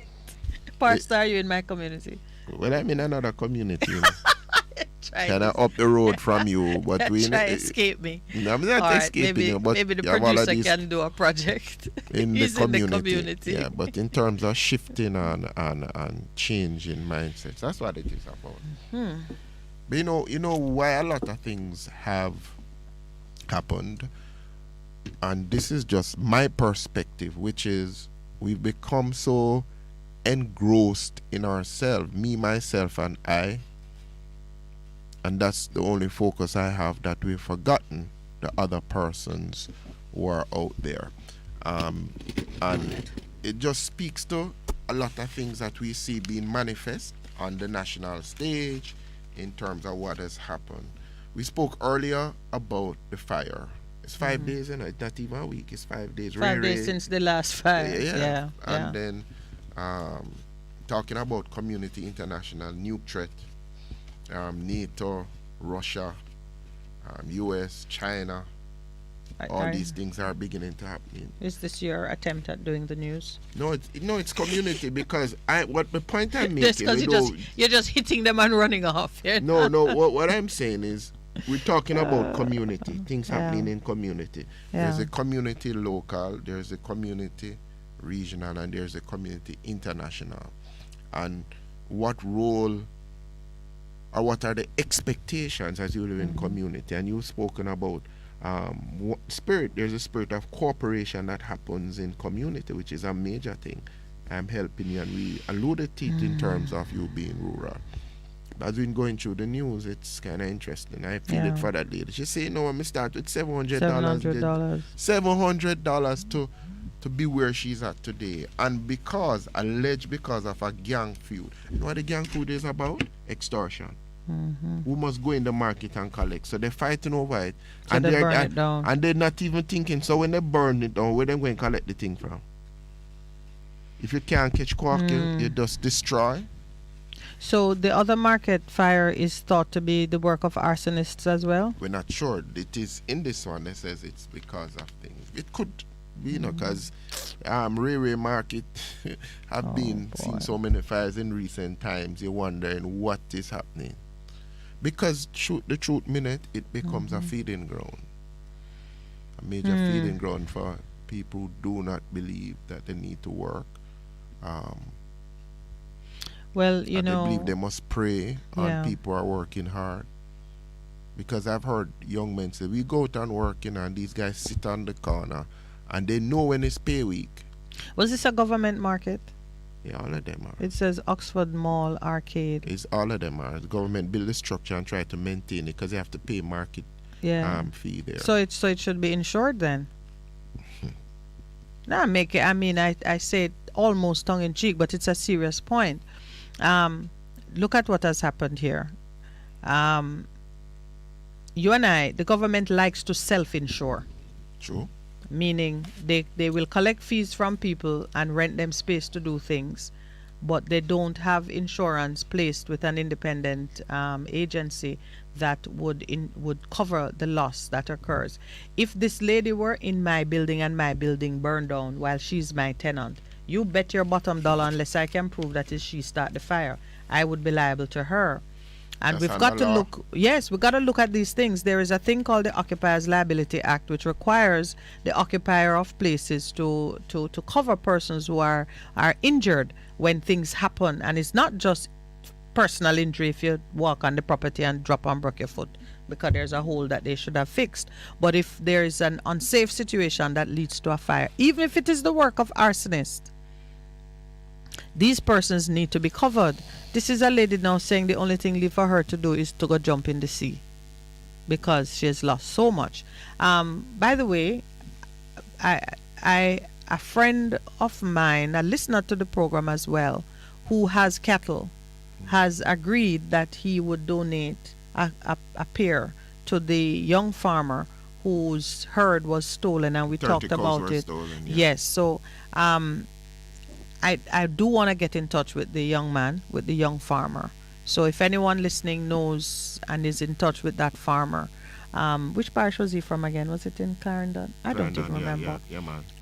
It was Hayes. in the paper. So I want to... Hayes? I think it was Hayes. Okay. I want to find the farmer and make the connection because one of our listeners who has a substantial herd, I asked him, and he even shared his own story with me of how he had been the subject of some very larcenous behavior and how he dealt with it too, but very effective. One day I'll tell the story. But right now the engineer says break. So let's take our break. Please remember, we're going to open the lines when we come back. The numbers to call are 619-1508, 279-8473. This is the Morning Connection. Please stay with us. We'll be right back. We'll be right back. Hello, I'm Debbie Russ with the BBC News. The head of the United Nations Refugee Agency, Filippo Grandi, says more than 500,000 refugees from Ukraine have now fled into neighbouring countries following Russia's invasion last week. The UN says many more are displaced inside Ukraine. The Polish government says more than 250,000 people, mostly women and children, are at Poland's border with Ukraine. Adam Easton reports. The head of the Polish Prime Minister's office said Poland is allowing almost everyone to enter the country from Ukraine, even those without documents. But he said the enormous number of people fleeing the war was creating a very difficult situation. Simplifying the border crossing procedure would help, he said. Talks with Ukraine to make the changes are ongoing. According to Poland's border guard agency, more than 280,000 people have fled Ukraine for Poland since the war began. The United Nations Human Rights Chief, Michelle Bachelet, has told the UN Human Rights Council in Geneva that dozens of civilians are known to have been killed in Ukraine since Russia invaded 5 days ago. Imogen Folks has the details. Ukraine's call for scrutiny of Russia's actions got backing from the top. The UN Secretary-General Antonio Guterres said Russia's military operations were leading to escalating human rights violations. The UN Human Rights Chief, Michelle Bachelet, said her office could confirm 102 civilian deaths since the invasion began. She said most civilians had been killed by explosive weapons with a wide impact area. The urgent debate will take place on Thursday.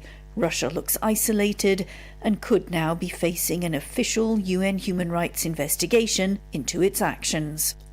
Russia's central bank says the country's stock and derivative markets will remain closed today as sanctions over the invasion of Ukraine put increasing pressure on its economy.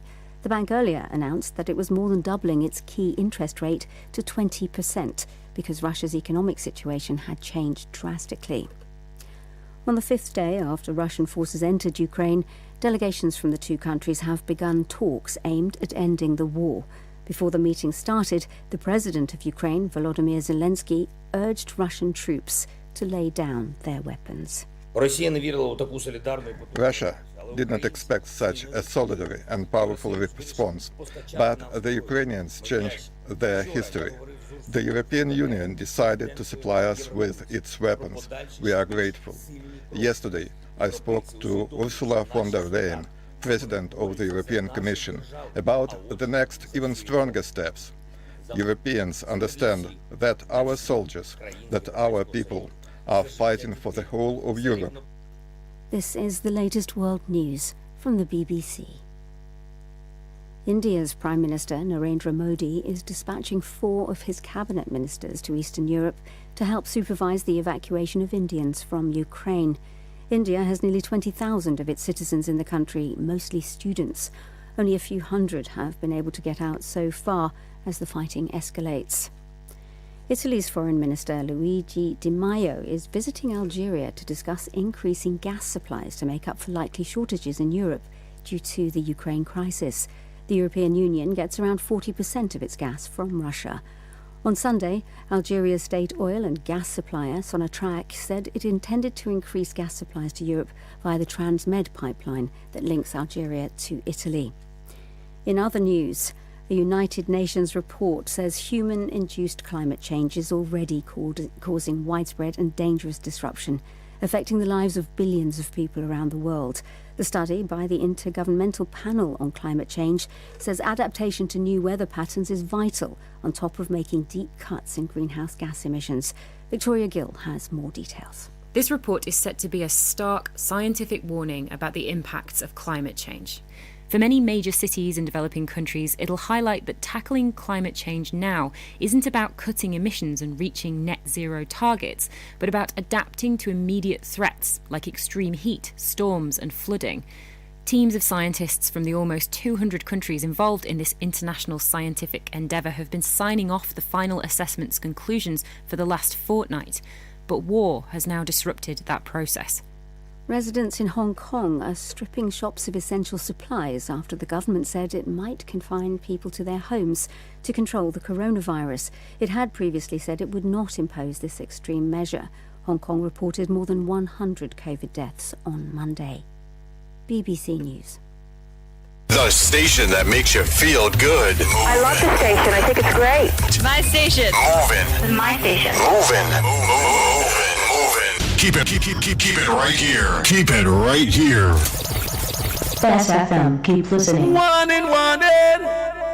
A hurricane we name. Are we rough? Whether we are man hurricane or woman hurricane. We want you know that. We come here for mash up building, blow down things and take life. Flood out place. We no ramp. We no respect no one. So no take no chance with we. Listen to Adprem and prepare. Hurricanes do happen, so be prepared. Yes, be prepared. A message from the Office of Disaster Preparedness and Emergency Management. Live the life. Respect the music. And keep your radio locked in. Best 100 FM. The Morning Connection is not your usual talk show. We aim to stimulate discussion and chart new paths to self-empowerment. So please join us, Minett and Percy, on The Morning Connection, Mondays to Thursdays, 6 a.m. to 10 a.m. on Best 100 FM. Best 100.5 FM brings you youth empowerment and resilience, a 30-minute program with Royton McLaren every Monday from 7:30 to 8 p.m. Your Monday nights will not be the same again. Managing stress, trauma? Let's talk on youth empowerment and resilience with Royton McLaren on Best 100.5 FM every Monday from 7:30 to 8 p.m. Wagwan. Guten Tag. Buongiorno. We are the Kingstones. I think I love you best of them because you're better than the rest of them. It's so amazing how I love you. Bess FM because you're better than the rest of them. This is Madam Michelle, and I want to take time out to big up all our artists link up, kings and queens. Artists link up, one link. When I'm in town, I tune into Best 100 FM, ALU, with Madam Michelle, every Monday at 6 p.m. This is the sum of the best music. This program is sponsored by Gel Music Records, Kalanji Music, and Bad Bull Productions.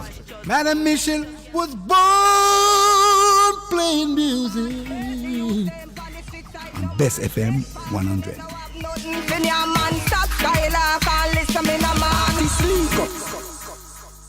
Melody, melody, melody in our voice. Kemisha plays the music nice. Melody, melody, melody in our voice. Kemisha full of vibes. Best FM run the town. Yes, I run the town. Hear me loud and clear.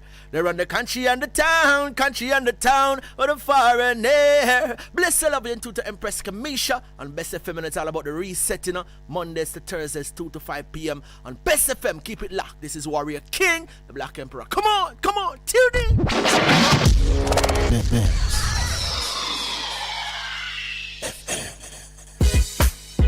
Veg Printers for all your printing needs. We specialize in calendars, flyers, brochures, and more.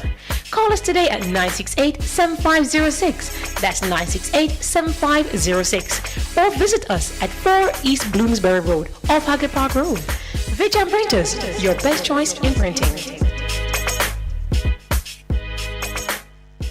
It's good, it's better, but nothing beats.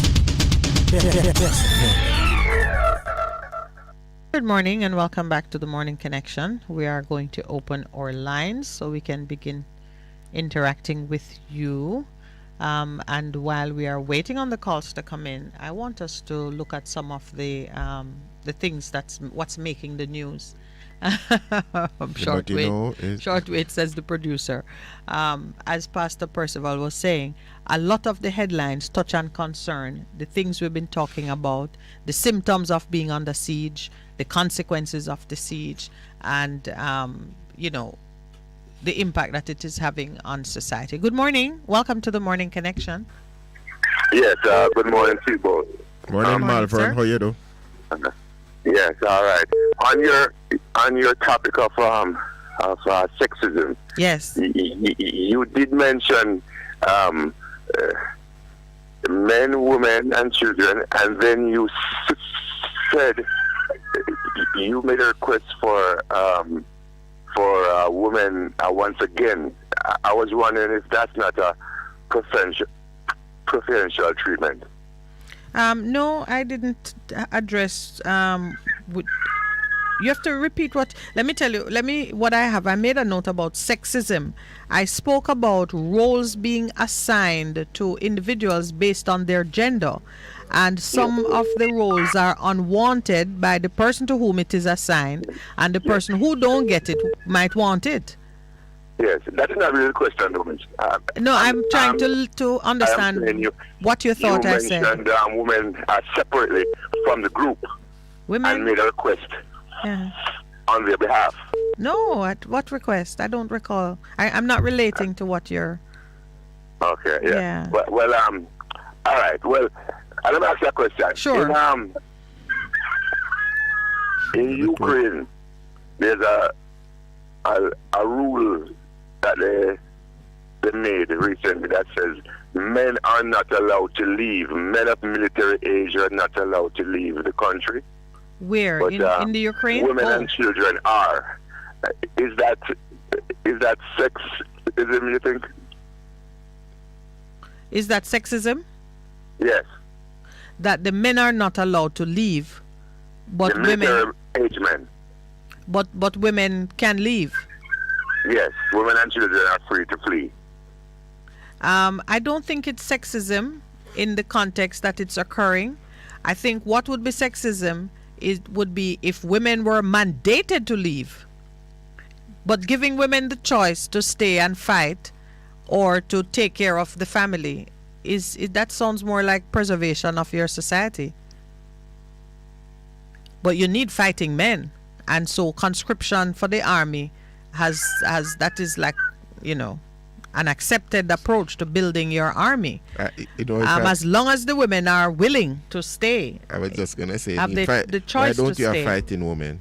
They have fighting women. No, but you say most of what has happened in the past, if you even follow what has happened in the States, there used to be a ban. Yeah, ban. That was sexism. Yeah.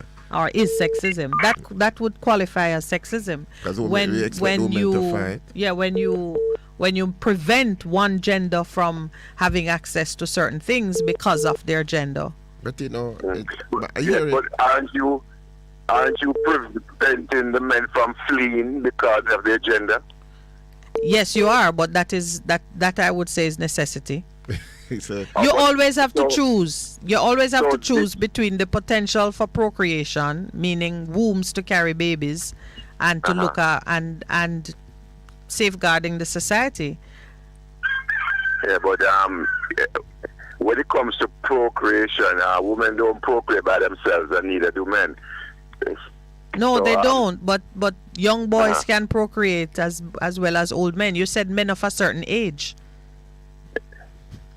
All I'm saying is that the men are prohibited to flee, but the women are free to flee. And I tell you, okay, I take your point. And it's a relevant point. And I don't remember feel that is fair. And remember now that I was not defending it.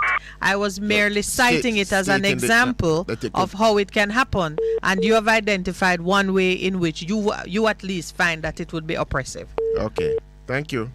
All right. And there's a beep on the line that anyway, we do have another call. So all right, thanks for raising it. But she was just stating the different forms of oppression. Welcome to the Morning Connection. Good morning, my sister. Morning, sir. How are you? I'm good. Morning, Pastor. Good. And they never trouble you this weekend, right? Yeah, man. How was your weekend, sir? Good, you know. I had an excellent weekend with all of the troubles of doing ministry. I get it. But that is par for the course for me. Yeah, man. And how was your weekend, my lady? Very good, sir. Thank you very much for inquiring. Okay. No, I was listening to your comment, and it was mentioning about communities. Yes. And how you know, some communities are quiet and lack spirit. Lack spirit. Yes. Yeah, but and it is good, what the disappear argument. What I'm saying is that when people live in their communities, they need to know each other and mingle and so on. Yes. And I have no problem with that. But do you think if communities, people live in the communities that don't share the same values, the same, they're not from the same social class, they don't share the same values and so on, do you think that's create a problem? No, and not a problem. I think maybe at first, but if you use the word community, and the meaning is true, people will come together from different walks of life and create a community. Because even if the values are different, you will find a merging and an integration and an exchange that should create the community that we're talking about. Meaning persons have enough of a shared, they come together around sufficiently important shared values to allow for community to grow. Yeah, but if not, we're talking about apartheid. What does that mean in urbanization in Jamaica, you see? Yes. Has fitted people from different values, different experience and so on together. Yes. And because of that, all right, for argument's sake, there was a famous Jamaican moved into a community once, and he brought all of his values that he had in this community. The loud music, the a lot of visitors night and day, and with a rankers and thing in the community. Yes. And the community people, his neighbor was very upset because that type of they don't use that type of lifestyle. Right. So then... So have you noticed that we haven't seen any more complaints in the media? What do you think has changed? Yes, but if it's enough of those individuals were able to move into that community, they will change the face of that community. The reason why we don't hear about that, is because it was one individual. So do you think he has fallen in line, or the community has grown to accept him? He has fallen in line because it's one individual. So suppose it was 20 of them. You don't think that community will be the same? But are you objecting to a community changing because the face of it changed? Because the change must come if the face of it changes. I am objecting to people that have different values moving into a community and changing the face of the community. So how would you make that objection into a reality? Because we're talking about freedoms and persons buy houses where they choose to. You know why we have segregation in this country? Because those inner city communities, were once almost middle class communities, And so it has changed. And if people moving with the type of values that they have, and all the people in this move out and leave them there. Do you see a pathway for recapturing these communities through teaching and sharing the values that you're speaking of? Because that's what we're talking about with the 1660, recapturing communities through changing values and perspectives and doing some work on the ground. Yes, but until we recognize that some of these values that the cultural values that a lot of us have, is not something that we should celebrate. Okay. Until we do that, it is not going to change. What people is going to do is just isolation is going to stop. Because I personally don't want to live in a community where people every night get up and play music and make up and nice, But wouldn't you like to be a part of teaching them your values? But yes, but as I'm saying now, we have a culture that is supporting of that. For me alone, it is as overwhelming society now. That the majority, it is not church making nice. It's people that play dance and music and make nice. So we just have become a nation and a culture of nice. All right. We are discussing a strategy to change that. So I hope you will support us when you have the opportunity to. I have another call to take now. So thank you, my brother. All right. Okay. Good morning. Welcome to the Morning Connection. Morning. How are you? I'm well, thank you. So it's the first time you're calling, sir? First time you're calling? Good morning. Morning. Talk a little bit louder, my brother. Okay. You hear me better? Yes. Yes. Nice. I have a problem with this parish. Yes. The new. Yeah, go ahead. Yes. Yeah, want to hear it. Yeah. So this Rasta boy, like the Rasta politics, he was on the TV one night, and them proclaim that Portmore have the most educated, quite in the island. A large part of the population in Portmore is educated, but yet still, the man was saying, the Rasta man, Percival, that if you, like him say, all he's saying is this: if once Portmore becomes a parish, then the roads will be coming, the hospital will be coming, and all of these things. But it sounds like another if you want to sleep with your windows and doors, where politicians will make promises, but at the same time, without working it out. And I believe, to me, my opinion is, forget about the parish. Why don't build a hospital? Because the hospital is important. Yeah. Without even thinking of turning into a parish. Give the people a hospital now. Because it is necessary, because I think 250,000 to 300,000 people live over Portmore, it is estimated. Right. So building the hospital is more important than turning it into a parish, because all it's required to turn a parish is to go to Parliament and change a few little paperwork, and that's it. It will require any hard work to turn it into a parish. And at the same time, there are many parishes across Jamaica that are dilapidated. People have to carry water from the maid. So how come those parishes don't turn into this prosperous? So you're quite right. You're quite right, my brother. The need for infrastructure is a current need. You need your roads, you need your hospitals, you need a sound economy now. It has nothing to do with being designated as the status of a parish, and it's one of the ways that politicians speak down to people and make statements that really have no foundation in logic or reality. And I'm glad that you are rejecting it.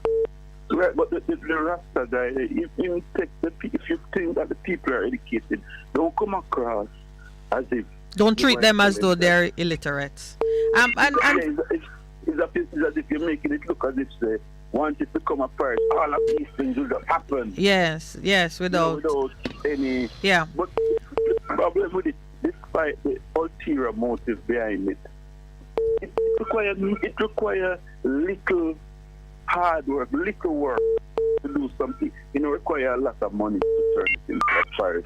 So give the people a hospital, because when you look at the COVID that happened the other day, you couldn't find hospital beds. You don't have enough space to put people in a hospital. That show you that there's a need to build hospitals just in case if we should have another pandemic. All right, your point is well made, my brother. Thank you. Thank you so much. Yeah. Good morning. Welcome to the Morning Connection. Good morning, Mr. Minett and Mr. Pastor. Good morning, sir. I meditate upon the 1660 you talk about, I love how you explain it out. Some questions you come to my mind when I go ask. Yes. I guess by hearing you talk, I have to bother ask again. Okay. The only thing that I say is that, alright, I just say, not something we just start and die out before, but in a little short time, something that should continue and grow. But I feel like, when you say 1660, what does 16 mean? This is 60. 60. Because 60 we are 60 years. 60 years old. Of independence. We say one community for each year. Alright. Me, myself, I meditate and I say, alright then, I understand what you say, but I feel like the intellectuals of this country who really are still changing to make, who really are speak out. None of them unite still, I feel like we carry a greater force. Or a great force to lead is little communities where should come together. Yes. I feel like someone to find a way or somebody among the items to come out and try make that link. We see something really need to be done. I think Kabu is a very lovely woman to link up, I think the item need to link though, and as I said, the mass is a very powerful force, but the item to the high levels of intellect. A true intellect based upon morals, You can look into life, think and analyze the things of life and say, make you walk the right way. Yeah. If you don't have that, you're still not intellect. No care much university you want to go to college or whatever. You're not intellectual. Yes, and we're suffering from it somewhat in Jamaica, as we have seen. Like the item to try unite though, Yes. Because over the years now, there's a few people really are saying things that make sense, But to me, I feel like them need to unite. Because we are fighting some forces very rich, so we have to pull our resources together. True. And this region from over Portmore, never. Big up never. Never talk about what they are some trust fund thing, Yes, they are ready for work, That they're not doing me a call that much on what they are. Yes. I really work more. You're ready to work. Yeah. All right, ready to listen. Let's go. All right, wait. Thank you. We have another call. Good morning. Welcome to the Morning Connection. Yeah, good morning, Mrs. Good morning, sir. Morning, Ras. How you doing? Yeah, I'm good. Yeah, what the Virgin said a while ago makes sense, Yes. Yeah, we need to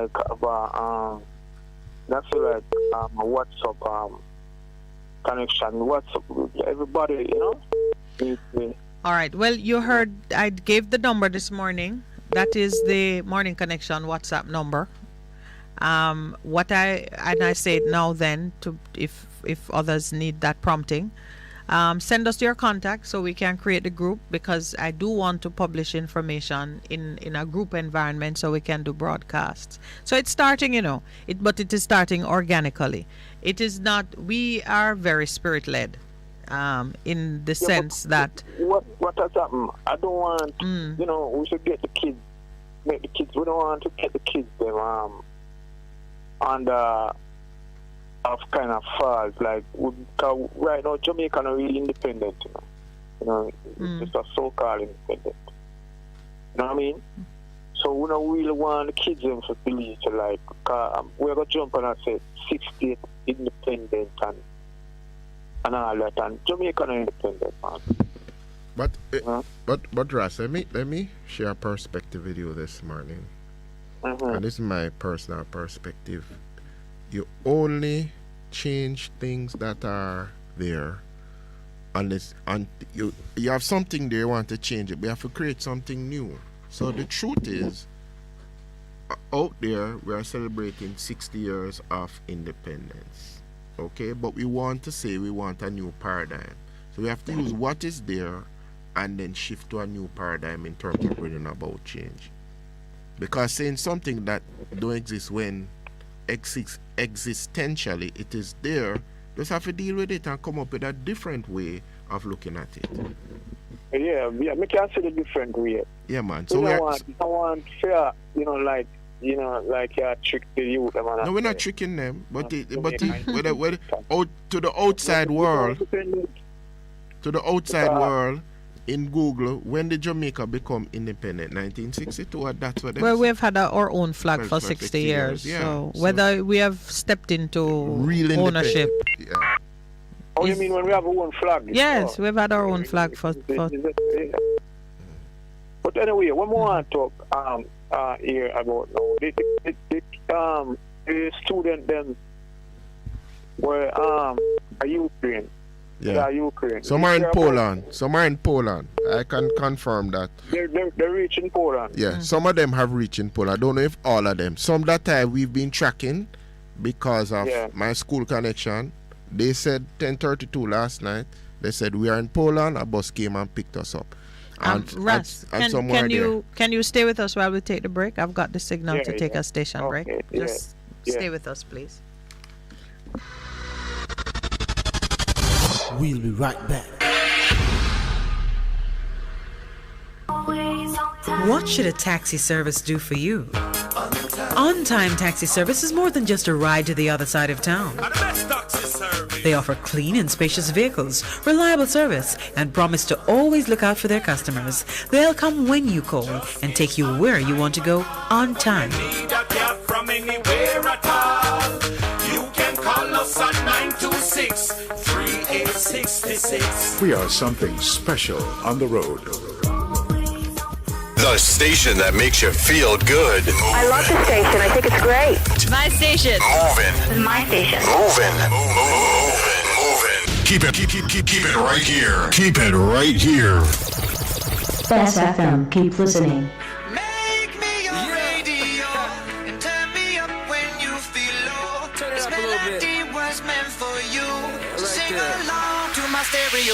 Hey, my listening crew. This is your late afternoon companion to Chickaloo on your 100 FM dial.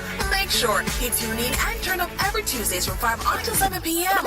for OTAWTL. That is On the Ear with me, yours truly. A program that will leave you inspired, entertained, and informed. With the credit giveaways each week.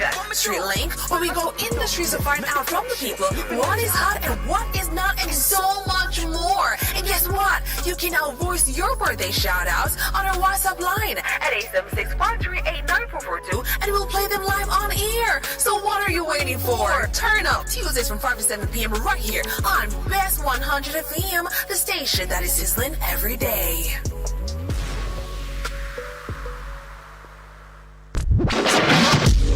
Bess FM. Printers for all your printing needs. We specialize in calendars, flyers, brochures, and more. Call us today at 968-7506. That's 968-7506. Or visit us at 4 East Bloomsbury Road, off Haggard Park Road. Vijay Printers, your best choice in printing.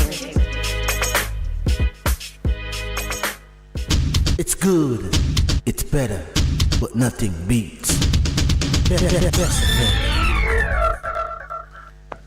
Good morning and welcome to the Morning Connection. We have 2 callers on the line. Caller number 1. Welcome. Yeah. So yeah, I was saying that. Yes. It really deal with it shabby, because it take me back to the time when the people ended up on the sea, when the Karuma thing was just coming. Mm-hmm. And it sometimes you have to wonder, what is really working in Jamaica? What is really working? Because you don't see the health sector not working. The security it is very rampant. The education system is out. Well, so you agree with me then that we're under siege? Those are the hallmarks of enemy attack. We're under siege. When you have critical services that are not being delivered at the right standard or at all, and when your own government seems to be in opposition to the well-being of your people. Jamaican citizens were on the shoreline on boats. We should have taken them in.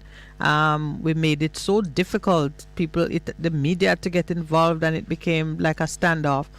Similarly, you had students in Ukraine, and the government's first response was to offer them a loan. They were to borrow money to come home. Now it has boiled down to where it should have always been. A humanitarian gesture, bringing them home, covering the cost of bringing them home. We're not so cheap and broke that we can bring a bunch of students home and take them out of danger. Now we're having to hear that at least 2 persons fell ill in the trek across snow. Remember, except for the brave few who want to do bobsledding and other such things. We're not snow people. But from first, we don't have a ambassador in Ukraine, and from first, Jamaica should set up a way where our students shouldn't be in Ukraine, so them studying doctor, because it's too expensive down here. Because I understand that. Yeah, but Ras, our students, our citizens are free to go where they choose to pursue their dreams and their ambitions. We wouldn't place limitations on them for that. And we do have international structures and relationship in place. Scholarships. Yeah, right now it was a Jamaican charge d'affaires met them at the Poland border. So we have structures in place to deal with any misfortune that befall a Jamaican citizen anywhere in the world. And depending on which class the citizen is from, the response seems to vary. These kids needed to come home. These children needed, or young people, because they're young adults, needed to come home. And we were talking about lending them money. Now we see that the Prime Minister's foundation has made a personal donation of 11,500. The People's National Party arranged perhaps either the same amount or more, because the leader of the opposition, I saw something saying that he had personally sent money to cover train tickets, and then they made arrangements for airfares and so on. Now, as a political gesture, things are being thrown at them in abundance, a little too late. But by the way, Ms. Clarence, you believe that a Prime Minister should have a trust fund? Yeah, I would not. No, you cannot. I would not interfere with his right to set up his own way of making donations and so on. Somebody can contribute to the trust fund and a whole thing go on, man. True, but what you're talking about now is administration of it and the way that it accounts for whatever monies come into it. But we wouldn't stop him from doing that. But come on, you see that is why Jamaica run like this. No, but Ras, but it is something that other leaders. When a man become a public and I deal with that public life and I deal with that public thing, You can't have money people a trust fund, man. You can't. You're not supposed to have a trust fund. Yeah, no, it means that he has to. You can't stop him from setting up a trust fund. He has rights and freedoms too. Just you want full transparency. It's about transparency and management. Yeah. And if he doesn't call it a trust fund, Ras, he's gonna call it a constituency fund or something that everybody can put money in. Suppose I call him now and I give him $1 million and I say, well, it's Raspal giving you this, and shake him hand and try to know him and stuff like that. And then I can say, look here, the next time I want to do this for me, and it becomes, that is where corruption. That's true, but that's not anything new. He was flown on a private plane to some hotel opening and actually got a per diem, and it's been in the news, and it is shameful and disgusting, but it's a question of how these things are managed, and we do need codes of conduct that govern how our public officials behave in a social context. I can say this last thing. Yes. In 1960, in the 60s, right? Sometime I think about 63, when Singapore was coming up, right? Singapore was very poor. A little small country in Asia, and a minister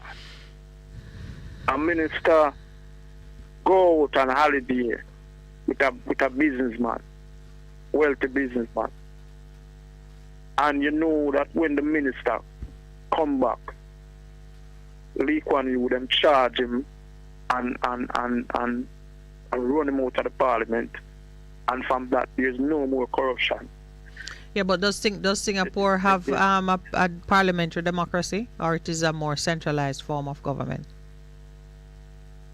No, I say that to say this, that when you're dealing with public life, our people then on a world, right? You don't want to jump in on a businessman private jet. You go and open hotel, and you gain that. Come on. I agree. And our Integrity Commission is at fault, because they should have a code of conduct on how the Prime Minister travels in situations like those. I, for one, don't want my Prime Minister on a private jet. Anybody might sabotage him, might give him poison, they shoot down the jet. I would not put his security into private hands. Yeah, but there's other businessman can look into things and say, look, no, you and that man is special, a friend or what. You're using the country time to go out in some other country, in some other island, to open hotel for a private business. Russ, we agree with we agree with you. We agree with you on that, and it needs to be addressed. And as I've said, the Integrity Commission has always had the power, the authority to introduce codes of conduct that govern those things. And these are some of the things we need to insist on as we are going through this process of, that reform. is why I say, we need to set up an anti-corruption law, just like we have an anti-gang law, where if 10 man turn up on a corner, you can't investigate the man. If in no gang, you can lock them up. And so we need an anti-corruption law. Yeah, but all right, my brother, I gotta take another call now. Remember, there were two of you, and these are points that we have long been in agreement with you on, and we hope that we're gonna see a change. Okay, thank you very much. You're welcome. Welcome, good morning. caller. Welcome to the Morning Connection. Good morning. But here's the challenge with that. If you are a businessman and you go into politics and you become prime minister, what is the procedure? You put the things in trust, you come off the boards. How does that work in our democracy? A businessman and you go in as prime minister, or you go in as a member of parliament? Yeah. I don't know that there is any understanding. Most of them have them business same way, and while I think it's their choice how they do it. There's no requirement for a blind trust.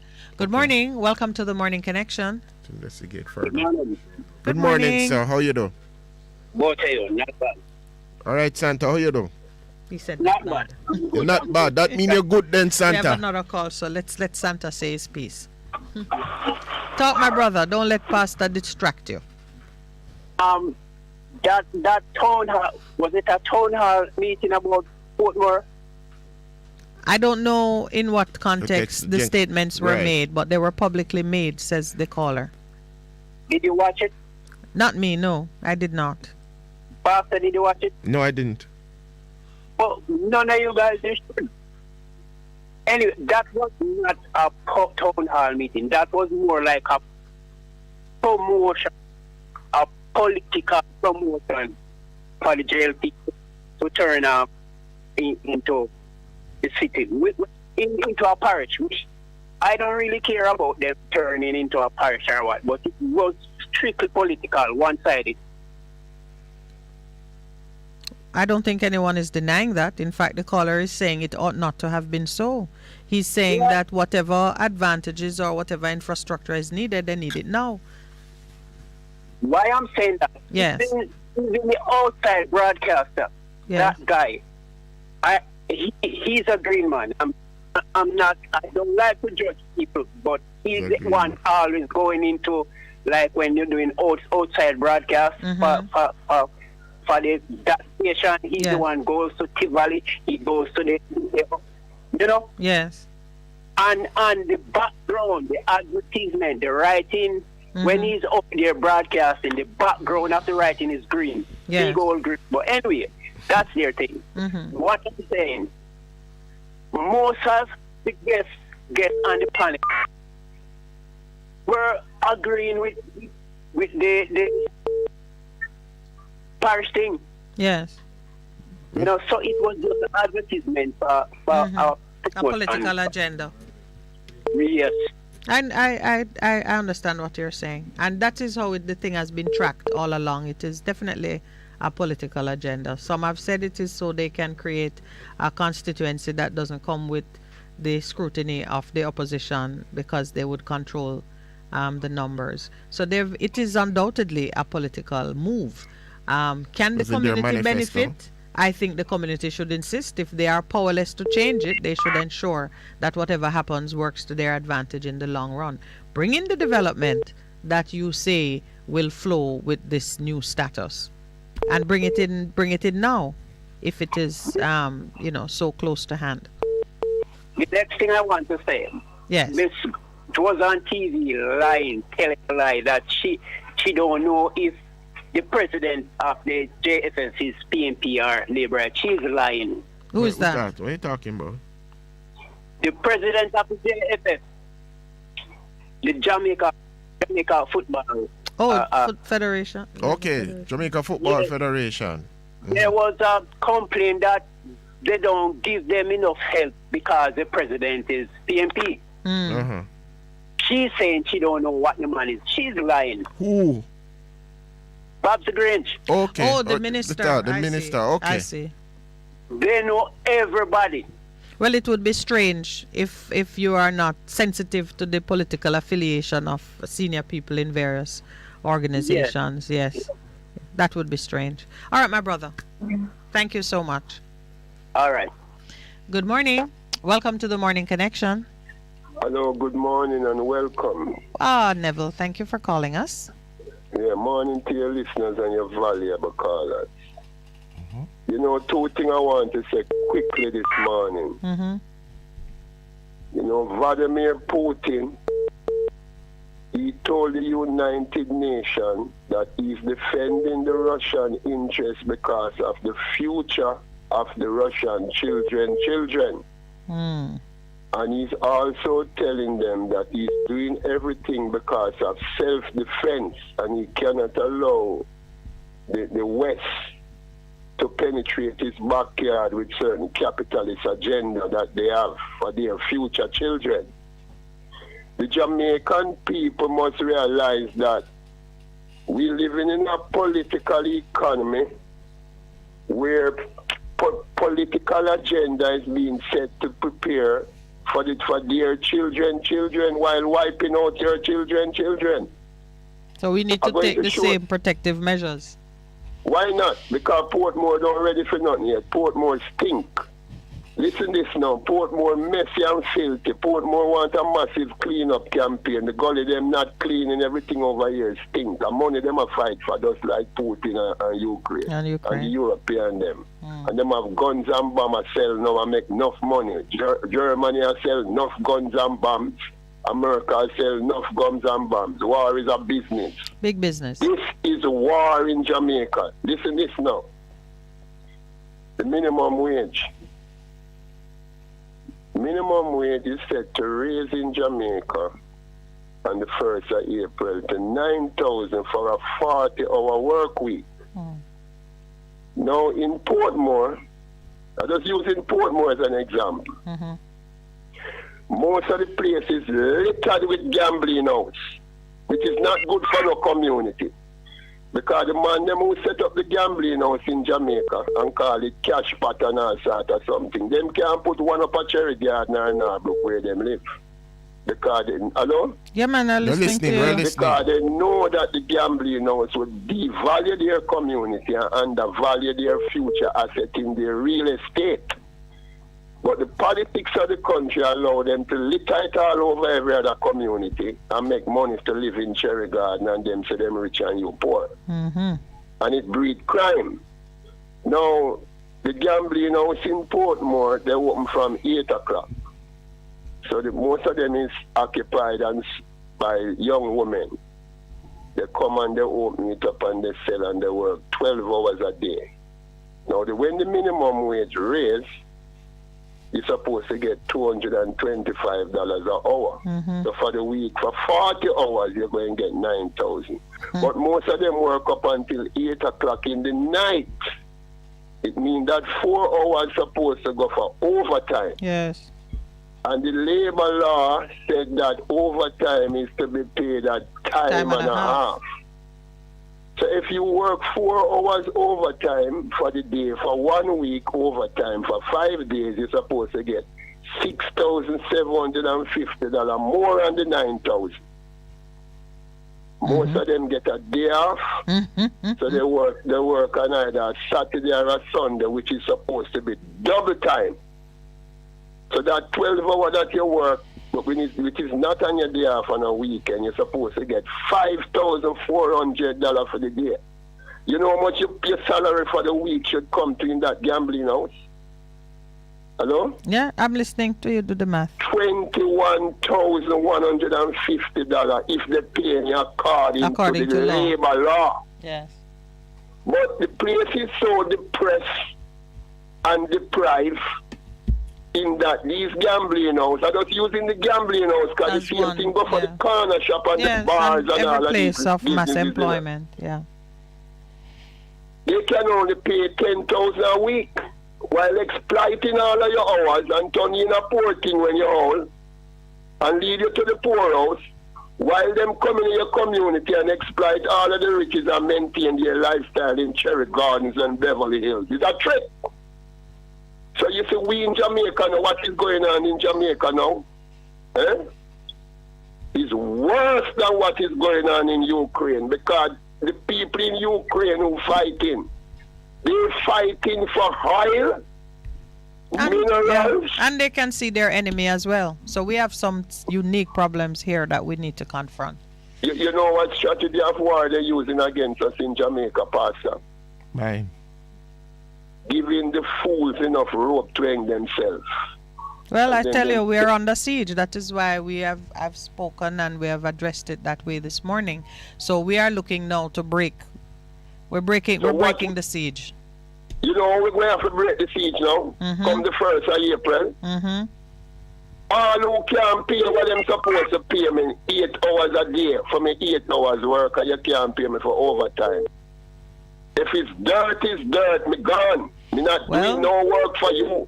And the rest of Jamaicans, we have to take that stand, and we have a national strike in this country, and stop make the politicians them brainwash you and brainwarp you and use you till you reach your grave while your children live happily ever after.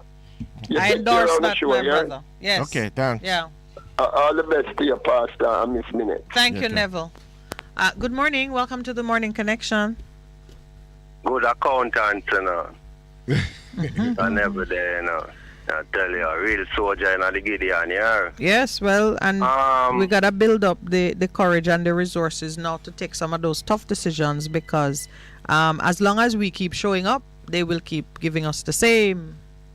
Yeah. Like the Gideon. When I meditate otherwise is that me roll upon news about government spending X amount of cash within the army, you know, and people saying all type of things, you know. I know the army are help do this and that, but as I say, you know, prevention is better than cure. It's more cheaper to prevent a thing than to cure it. Right? So if they push more money in the basic and primary school, make sure they put them properly educated. Where them no want to do, because if you're properly educated, nobody can take a fee either, so you don't. Yes. Yeah. Just like how Mr. Neville attack, them couldn't underpay these people who are working at them cash pass place, I don't. So you say, all them talk about Jamaican, help Jamaican. Trust me, the money when them put in that have to oppress us more. Well, yes, that is what the they are doing. This force is building up force. Yeah. Yeah, if you oppress us more, you know, so as I say. And again, if every time we talk to owner as history show, as Malcolm X say, come like we are look at peaceful revolution. A peaceful revolution. Yeah, revolution. Yes. But him no know none. So you see, and as you check with history, you will some sharp on these ones, right? If you keep talking and reasoning and showing the science, the sense within thing, and you come and give report in it. One day I first get up and look a war. If you know that, you know, Miss Minett, you could have got a big AK-47 to go there and pastor. But I ram for bus that when me give that in a pastor. So, mine, you know, mine, I say, you know, wait. I am using the weapon that I have, and I'm not holding back. So if I know that part of my job is to prepare the troops, I am preparing. I'm doing my teaching and my building up of the mind, so we are strengthened to go out and do what needs to be done. And we know it's not peaceful. It's going to be disruptive. Which is good, because it's the last of the first stay. We must use up every peaceful method first. Absolutely. Good. So you know the drill. So we do that. You know it. Bring Thank about you, change. brother. Good morning. Welcome to the Morning Connection. Good morning to you both. Hi, Jigsaw. How you do? And the listeners. I'm doing fine. Wow. Just a little bit disconnected. It's voice, it's hard. Beg your pardon? We're listening. Oh, but I'm getting that echo. Feedback. It's on your side. We're good on our side. It's repeating what I'm saying, so I don't know if somebody can adjust that. It's on your side. Your side. We're fine. We're not getting any feedback. Oh, hold on. All right, I think I need to come off speaker.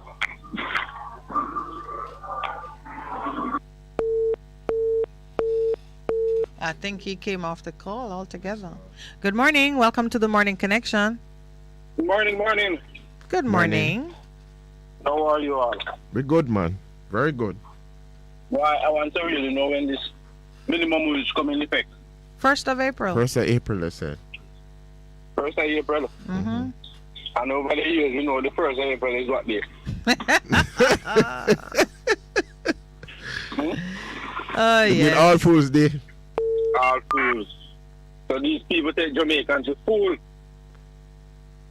So they don't want to come out and say it bright enough that Jamaicans are a fool. They pick that day. Why they couldn't pick the 2nd of April? Well, or the 1st of March?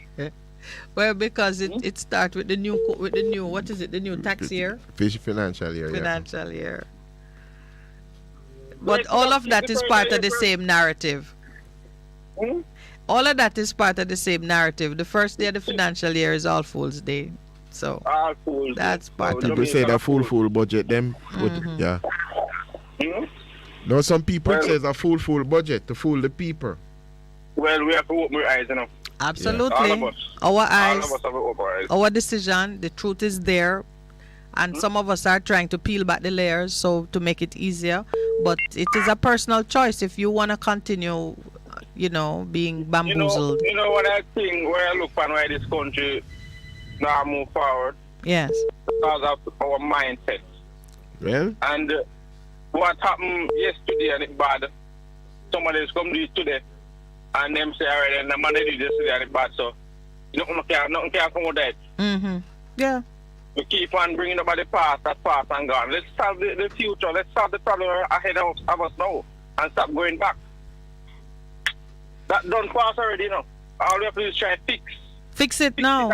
Absolutely. That didn't happen again. But you see, it's taking personal responsibility because we keep looking in the rearview mirror, we're seeing other persons and criticizing how they handled it. We're not looking at ourselves and recognizing that we need to make the change. So you're on board with the change, my brother. Forward we're going. That is messing up us. Yeah, man. Yeah. We're going forward. All right, my brother. Good. All right, take care. Thank you. Good. Good morning. Welcome to the Morning Connection. Good morning. The umpire cancelled there. No, it's the player. Because you're the ball yourself. When the knockout your own stumps. Anyhow, the play on. You just commented. You said what? Going forward? Yes, man. We have to go forward. Together. Yeah, man. Yeah. To greater heights. Yes, sir. Right? Personal level, family and relation level. Yes. Community. Communities. Where you're operating in the sector. Mm-hmm. You're an employed person. Mm-hmm. I hear Pastor say community. That's big on you guys' agenda. I hope I'll find a way to support that. Mm-hmm. I'm a willing volunteer. Yeah, man. We're going to pull on you in a jigsaw. What? Beg your pardon? We're going to pull on you. Pull on your info, well, yeah, but your skill set. I can't hear from you guys. I leave my number with Andre a number of times now. I don't get anything. It's all right. We're coming. I'm a bit lousy with the phone, you know. Okay. If I don't get through at a particular time, it jump past me for days.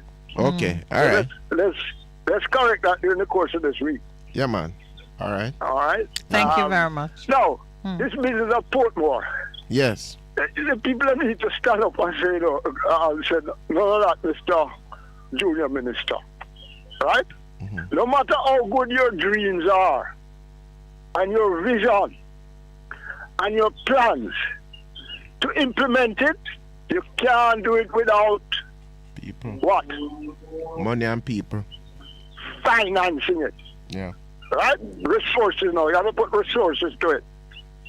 So if you're not determined where the resources come from, where you can start off to follow you through over a 5-year plan or a 10-year plan. As one famous politician used a phrase, you better forget it. All right. Right? Yeah, man. Don't forget it, no. Forget it. So we need to look into that. And we need to let these people who are talking about parish realize that they need proper infrastructure. You have the residential the amateurs as well already, and you have some commercial activity. What you want is some other business on the outskirts at whatever radius that you can run transportation to have more people employed over there. You understand? Build an economy. All right, my brother, we got the signal for the 9 o'clock break. I don't know if you can stay with us or... Yeah, I can stay with you, man. I don't have a problem thank you very with much. credit. Okay. I'll hold. We'll be right back.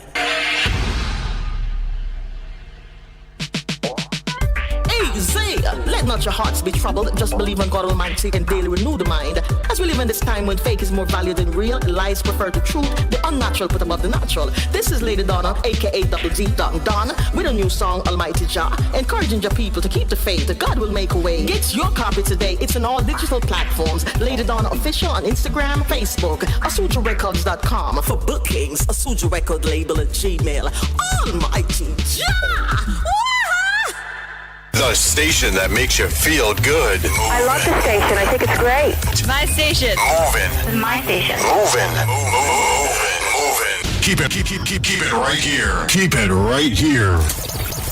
Bess FM, keep listening. Melody in my voice. Kemisha plays the music nice. Melody, melody, melody in my voice. Kemisha full of vibes. Best FM run the town. Yes, I run the town, hear me loud and clear.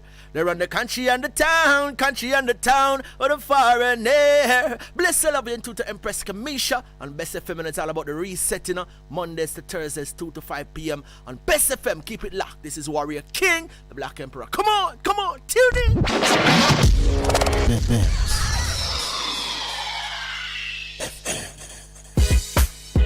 Veg Printers for all your printing needs. We specialize in calendars, flyers, brochures, and more. Call us today at 968-7506. That's 968-7506. Or visit us at 4 East Bloomsbury Road, off Haggard Park Road. Veg Printers, your best choice in printing. It's good, it's better, but nothing beats.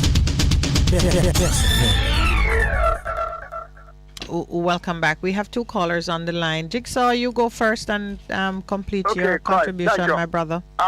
In terms of one of the infrastructure items that I would recommend and focus on, you need Jamaica needs 2 new hospitals, and one of them should be over Portmore, and one should be in a Trelawney there somewhere. Okay, and we need high-tech hospitals, so we can utilize the expertise, medical expertise and nursing expertise that we have and have people all over the world delivering those services. Get most of it done right here. All right, sir. Thank you. Your recommendation is noted. And I think there's a lot of agreement. I think there's a lot of agreement that additional hospitals are needed, and the Ministry of Health. We need to go after it. We need to identify some financing to run the Yeah, but I think the Ministry of Health unveiled. Now them talking about Jigsaw. You should check out what the Ministry of Health unveiled. The expertise that we have all over the world, telemedicine. Right? All right, my brother, thanks. I'm trying to tell you that there has been a plan in the health sector. You should check out what the Ministry of Health has put out as their vision, the additional hospitals, the improvements to the infrastructure. Very modern and forward-looking. Look at it and then call back and tell me if you think it is adequate. I'm not aware of that, but thank you for that lead. You're welcome. Good morning. Welcome to the Morning Connection. Good morning. Good morning, sir. Listen, I'm an old man, and I didn't know that I could cry at this age. Oh, what made you cry? When I hear that this government here is lending money, giving a loan to students who is in a foreign country, who is under war, to come back, believe me, I felt it. Me too. And I'm not talking politics. I don't support No, just the humanitarian response that was required, and we missed it. That is disgraceful, shameful. And if they say they can't find money, ask for help. Make a suggestion to them. You see, those people in government and public spaces who is thieving millions of dollars, and when they do caught, they put them, just move from one ministry, go put somewhere else. Yeah. Then nobody go into prison. Ask them how to find money. They know how to find money. Just ask them and they will get the money. Yeah. Can I tell you, my brother, that is what made it additionally, that's what deepened the sadness for me, that we have so much complaint of corruption and so many obvious areas of waste and excess in government. And we have some students who can't afford to buy their tickets and jump on a plane and come home, which tells you that they're students from a certain maybe from a, cause you don't know, but whatever the reason, it's students who couldn't just swipe their credit card and come home. And our government's first response was to send some proposal about a loan. And I did not see enough of an outcry about it. Because but in my heart I knew that the people who would really protest don't have access to the airwaves to say how they really feel about their children being treated that way, the young people being treated that way. We did not know. Yeah, no man, it was disgraceful. I know. I agree with you on that one. And We missed it. And I don't think we're off the hook, because now everybody is saying, here's some money, here's what you do, and so on and so forth. It should have been the first response. It should have been. Yeah. It should have been. Thank you, my brother. I want to make a suggestion to the government, and I'm going to keep making this call for the rest of my time on earth. Yeah. The minimum wage, they have it at $9,000 now. I think that the government should every year make a, what you call it now? Looking for the word. Put some subsidize that with an additional, say, $3,000 or $4,000, and they can do it once the people are registered as household helper or prove that you are working for minimum wage, then subsidize it. And if they are serious and they want to do it, they can find the money. Don't want to hear them tell me nothing about don't have money. They have it, and they can find it for whatever they want to find. Well, sir, there are tried and true strategies on how to close that gap. And you're right. It comes in the form of subsidies or allowances to cover children, people who have special medical needs, or there are many well-established ways that it can be done, and done in a way that takes it above handouts, where you start to worry about political interference and the like. So my hope is that this commission that is looking at minimum wage and say they want to continue sitting so they can come up with ways to give people a livable wage. And my hope is that they will turn their attention to the various ways that you can add value and allow persons to get by with some more dignity. Thank you for your contribution, sir. Appreciate it. Oops. We don't want no Queen Pitney here. All right. Okay. Yes. All right. Thanks. Good morning. Welcome to the Morning Connection. Is there another call? No? Okay. A couple of things are being said on the chat. Go ahead, Pastor. I was just saying, in terms of that suggestion, what you need is a greater coordination in terms of all of the things that are happening socially. Tie them together and then put money. And use that money properly. To get to the right person. Get an automatic thing. Yeah. Once you are properly identified, it cut out the community, the constituency development fund, redirect that money into proper programs that people have equal access to, and it's not too politicized. Good morning. Welcome to the Morning Connection. Morning, Miss Minett. Good morning, sir. Morning, Pastor. Good morning, sir. How you do? I'm not good like I do you. If you say so. What you saying? I did a blind man from Westmoreland. Yes. What do you know? Man, let me ask the disabled community, disability number. I never get it. I show them get linked to Clyde Morris. Well, sir, I sent a request to Senator Morris for permission to give him a number, for his permission to give you a number. And he has not given me a number for you as yet. In fact, he was even on air with me. Yes, a few mornings ago. But he hadn't given me a number. Still, Pastor Percy has the number for the council. Pull up the number, Percival. We can give you the number now. We can.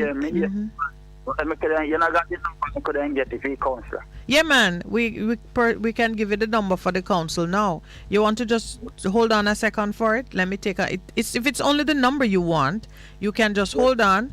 Percy's pulling it up, and I can go to the next caller. Is that okay? Okay, no, I would like to talk from the time it left Mr. Moore talk to Neville. Oh. Okay. All right. Neville, I'm sure it's okay to give Neville's number. I don't know. Is it? I'd have to. Usually, you see, my brother, when persons ask for a number, I have a number for Neville. which if he's listening and can call me to say or send a text to the engineer to say we can go ahead and share it, I do have a number for him that I can share with you.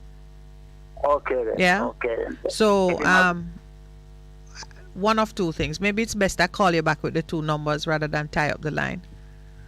Okay, so I can hang up or what? Yes, you can because I do have your number. We'll call you back with the two numbers. Neville, please call me or send a message to let me know if it's okay to share the number that I have with our listener from Grange Hill. I'm listening. All right, my brother. Thank you. Thank you, ma'am. Take care. All right. 968-8373. What number is that? Council for People with Disabilities. Good morning. Welcome to the Morning Connection. Yeah, I mean, I love never number two, you know. All right, Wade. But otherwise, I meditate upon the minimum wage. What do you mean, one of them minister there, one of them parliament people there talk about the minimum wage. Mm-hmm. Where must say that? All right. The minimum wage is this. That no means say the employer have to pay you that. Yes, true. You know, he can pay you more if he can. If he can, he can pay you more. Him just set the minimum wage just set at that. I mean, them not go below that. True. You know, so I guess then them have got come with that next law. Then we show it. All right, then every year or 2 years you raise the people them. You know. Yes. Yeah. Especially adjustment people, for inflation. You're right. Especially people who are run business where I make money. You can give a pick. Because the point is, if you work at them comfortable, your business is supposed to run nicer. Why would you want your workers them to be uncomfortable? To be right. You know, I mean, and I went on record earlier o'clock to say that the employers who are waiting for the government to give them permission to treat their staff better are being disingenuous. Yeah, that is not the right behavior. I love your number, stick. I would say link for go on, you know. Yes. We need to link or link with resources. Bless up. All right. You have not much, but you have much. Wayne, I'm gonna create the group and have the numbers on it, so you'll be able to see it on the WhatsApp number that I announced earlier. One more, me use a word this morning, you know. I try to remember exactly what you said. But you to me now, in my life, for my trials, I go through my trials, you know. I try to stand up on my own 2 foot, no mama, no father, no brother, we have them, and sister, no matter where them there. Because guess what? From a little bit, you know me speak, the Lord, like sweetest thing that me ever do. Listen to me, man, send anything you want, then come. Turn me in a lot. Next door broke out for me. And me lose everything. Spirit won't break. Me not lose heart. Spirit will not break. Yes. Good morning. Welcome to the Morning Connection. Good morning to you, Pastor Percival. Good morning to you, Sister. Man. Good morning, sir. How you do? I'm alive. You're alive. Me too. Yeah. You know, when you sit down and evaluate and look in our country, and our foreign affairs minister is going to make telling students who want to get a better life, because in university in Jamaica is very expensive, and they find a way that they can divert and go somewhere else and get the same thing. And they get scholarships too. Most of them are there on scholarships. Right, and even though it's private, it's my choice. So, but I'm Jamaican, don't you? Yes. You're going to tell me you're lending me money to come here. You're to sign a loan document, Lord Jesus. And then, where are we going? Well, they have shown their hands. And to me, that is a blessing. And we who see it and recognize it for what it is need to deal with it. So that is not the first time this happened to us. Where they offer to lend the people money to come home? No, when people to come home and it's a blunder, it's a big with the COVID thing, remember the ship out at sea and the big hullabaloo. The heartlessness. So it is just showing you who they are and what they are about. And on behalf of the station, and I think is Wayne, the guy that just started. Yes. making a disclaimer that we are not promoting violence or anything. Oh, you mean when Wayne say if he give me? Remember, it was personal. Him say if him give me a gun, he expect me to use it. And I said to him, no, Wayne. I said, no, Wayne. We're not going that way. Yeah. Pastor Percy, him say me get a gun. So no, man, I me give the gun, Minett. Don't take away my gun that Wayne just give me. well, we have to be careful. Remember the type of gun him say me give. No, the AK-47. So him say, I said, we believe. So we have to be careful of these things that we say on the radio. Because I say less than that, say, and, you have to do an apology. Yes. So, anyway, right here, Yeah, but my encouragement to you, change is happening, and change is coming. And we have to hold the course. Do not be weary in well doing, because in due season we shall reap, and we'll rise up with wings because we trust in Him, and He's not asleep. We've been saying on this program before we take the next call, be not deceived. God is not mocked. And even in terms of that statement that says, you're going to give a loan to come back, it is just revealing what is in people's hearts in terms of what they need to do. And then when it looks so bad, you start getting funding from here and there. The both side, Yeah, we know. Yes. We know. Both side, because the other side, in collect up some money too. But it looks so shameful. Yes, but and say, listen, you cannot deal with my people, so this is what I gotta do. So we must not miss the point and forget that was the first response we got, show the true heart of the people.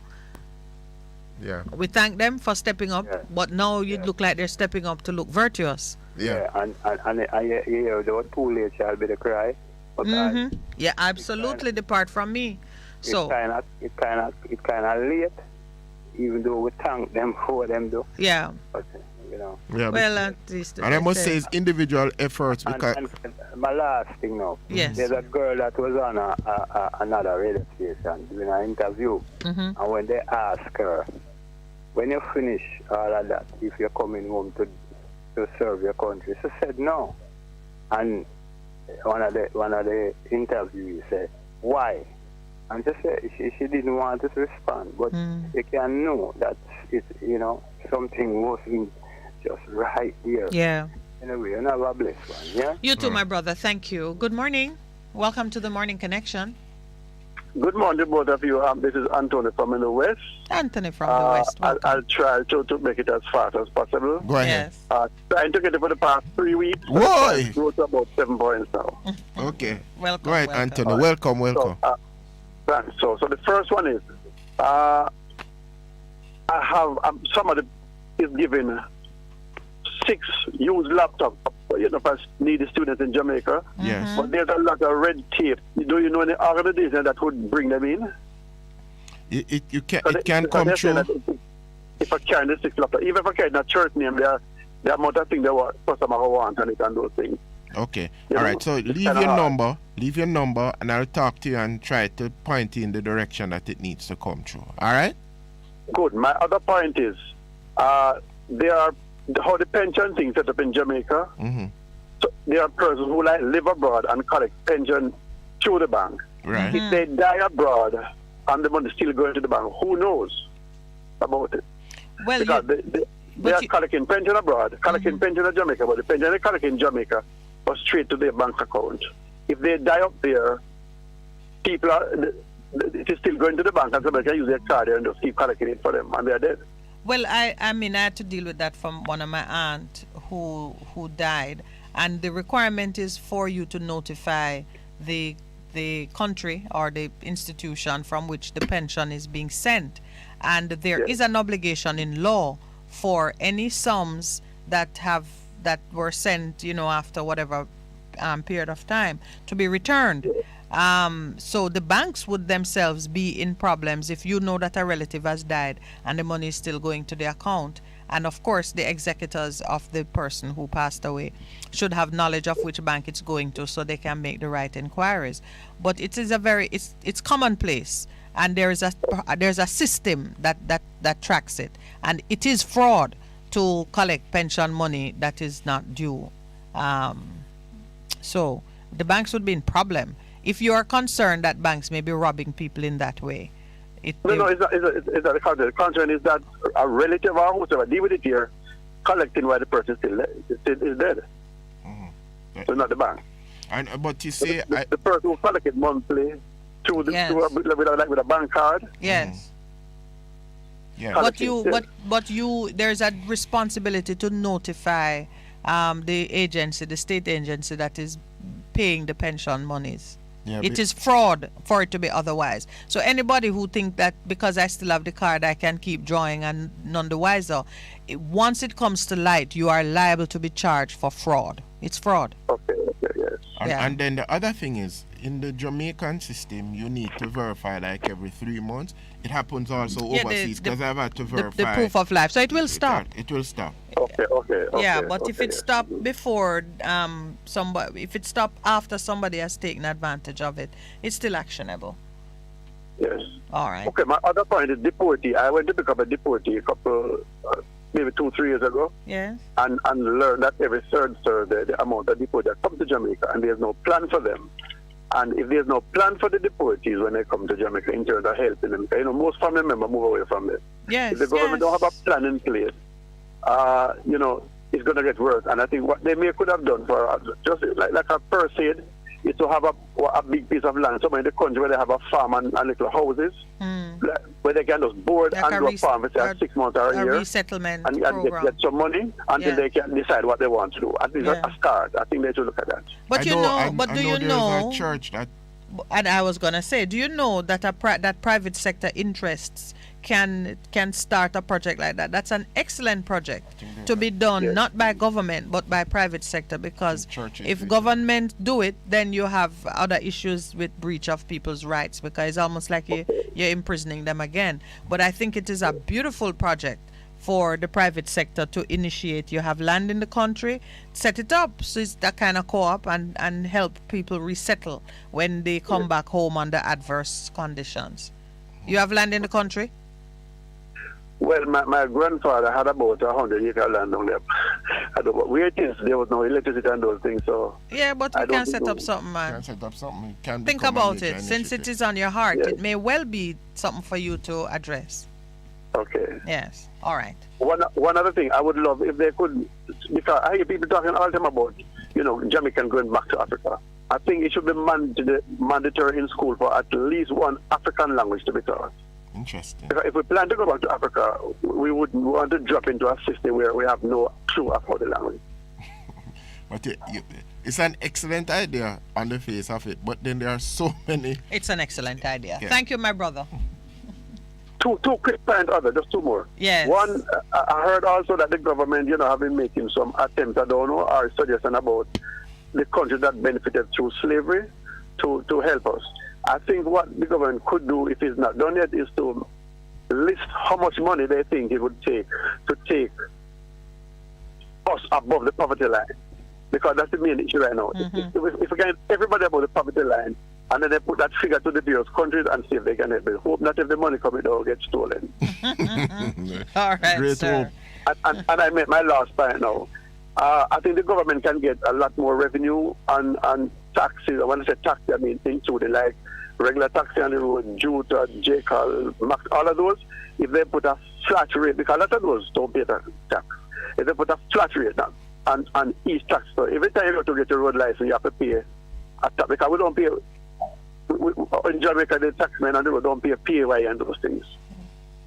They just work them and put their pocket. All right. So they put a flat rate on them. Don't have to be a lot.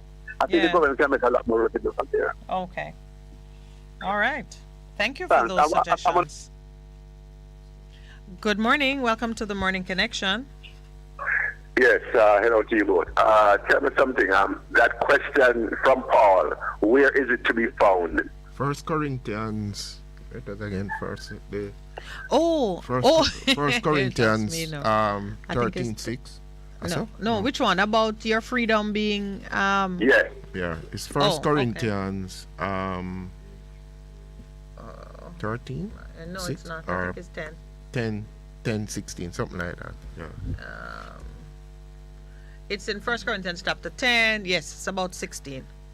Read all of 1 Corinthians chapter 10. How is that? 1 Corinthians 10. Yes. Okay, all right. Thank you. You're welcome. There's another call. Good morning. Welcome to the Morning Connection. Oh, okay. I was loving some of the suggestions from that caller. One in terms of, by the way, Kates teaches an African language.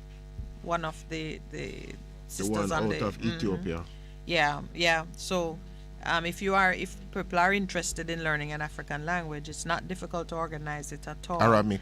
And the resettlement project, a resettlement project for deportees, it is necessary, but I think it would be wonderful if more private sector persons stepped into that space and show the people some love who are being sent back to Jamaica I was saying under there are such some adverse churches that are involved in that. Yeah. But beyond that, probably need some landlord thing. Yeah, I'm thinking that it would be good if we just did a discussion about what's happening with that community of persons one of these mornings. Good morning. Welcome to the Morning Connection. Good morning. Good morning. Percy, good morning. Good morning, sir. Is it Sheppy? Yes. Again, I'll ask you 2 questions. You're asking both of us. Yeah, tell me something. Singapore is a communist country. No, they now have a system of representative democracy under a republic model where the president is the head of state. All right, what they started off at first, no dictatorship. Oh, you mean long time ago? Because yes. So when it changed? Yeah, in the late 50s, 60s, yes. So no, it changed now. Yes. Now it is representative democracy. Or they move up by socialism then. From yes, they don't. Their parliament, they have a parliament, legislative assembly, and MPs. But I hear people talking that because when there are many times there are certain person on your program and bring up Singapore. But let me tell you something. Yes. It looked like it did in Jamaica in the 70s. A little off. Can't tell you why. Little off what? Little off what? So, communist. You mean democratic socialism? Yeah, the dictatorship where you couldn't get nothing. Eat what you grow. No, but that is but that's not dictatorship. That's not dictatorship. You're a democracy. What? No, man. If you have your money, if you have your money, well, I know you're carrying apple and then take it for you. You're carrying your meal and then take it for you, your ham and all those things. And rice and all those things that you couldn't carry in our country. No dictatorship that. No, Sheppy. No, Sheppy. The money that you have, remember that the only legal tender to which you are entitled in your country is the money of your country. When you begin to have expenditures in a foreign currency, you are now inviting the government to have a say in how you spend money, because that foreign currency, it is only the government who can control your access to it, your use of it, and so on. So it is a doorway through which control and regulation can enter, because you are using a foreign currency, and that is now allowing the government a say in your business. If you have your money in Jamaica and American apples are here, you can spend as much Jamaican money as you want buying American apples.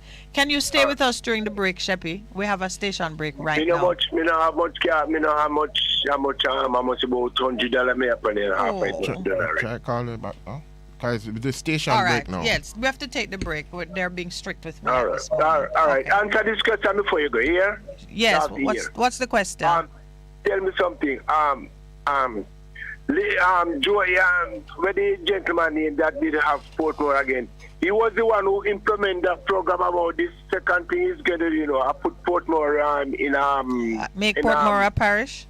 Yeah. Okay. Okay. All right. Thank you. Answer a question for me. All okay. Right, cool. We'll be right back.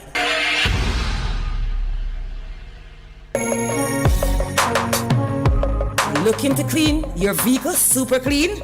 123 Clean Car Wash, located at 2 1/4 Osborne Road, Kingston 10. Entrance on Grove Road, below Tropical Battery. They wash and vacuum, undercarriage wash, engine wash, polish and compound, shampoo and detailing. Call them at 876-631-3400. 123 Clean Car Wash, the best in the business for a cleaner wash. 1, 2, 3, believe me, it's so easy. 1, 2, 3. The station that makes you feel good. I love the station. I think it's great. My station. Moving. My station. Moving. Keep it right here. Keep it right here. Bess FM, keep listening. This is Madam Michelle, and I want to take time out to big up all our artists link up, kings and queens. Artists link up, one link. When I'm in town, I tune into Best 100 FM. ALU with Madam Michelle every Monday at 6 p.m. This is some of the best music. This program is sponsored by Gel Music Records, Kalanji Music, and Bad Bull Productions. Madam Michelle was born playing music on Best FM 100.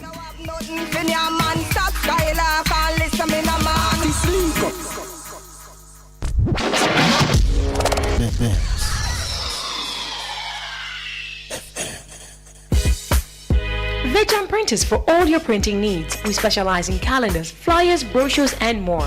Call us today at 968-7506. That's 968-7506. Or visit us at 4 East Bloomsbury Road, off Haggard Park Road. Veg Printers, your best choice in printing. It's good, it's better, but nothing beats.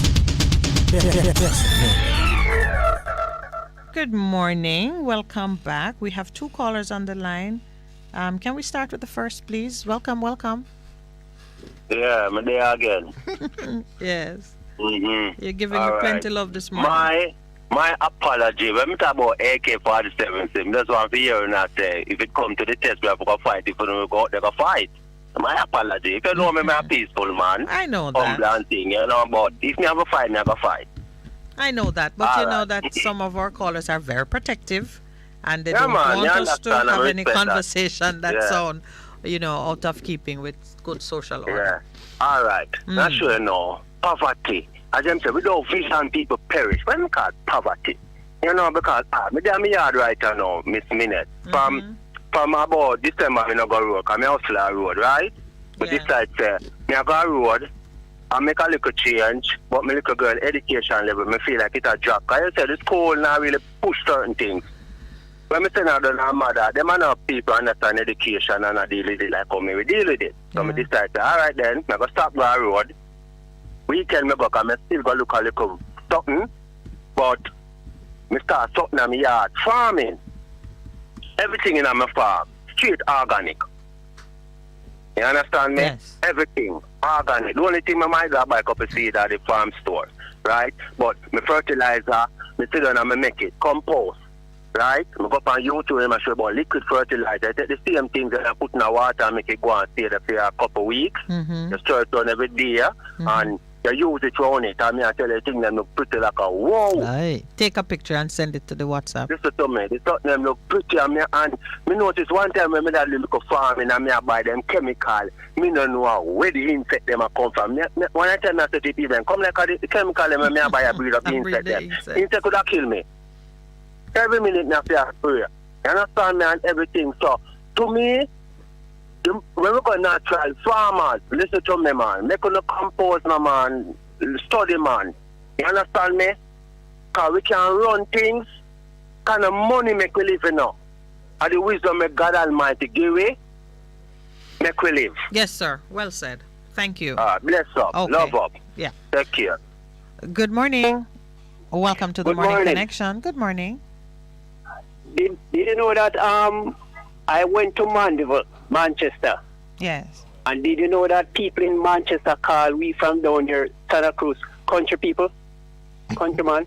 Yeah, we know. So Manchester is the city.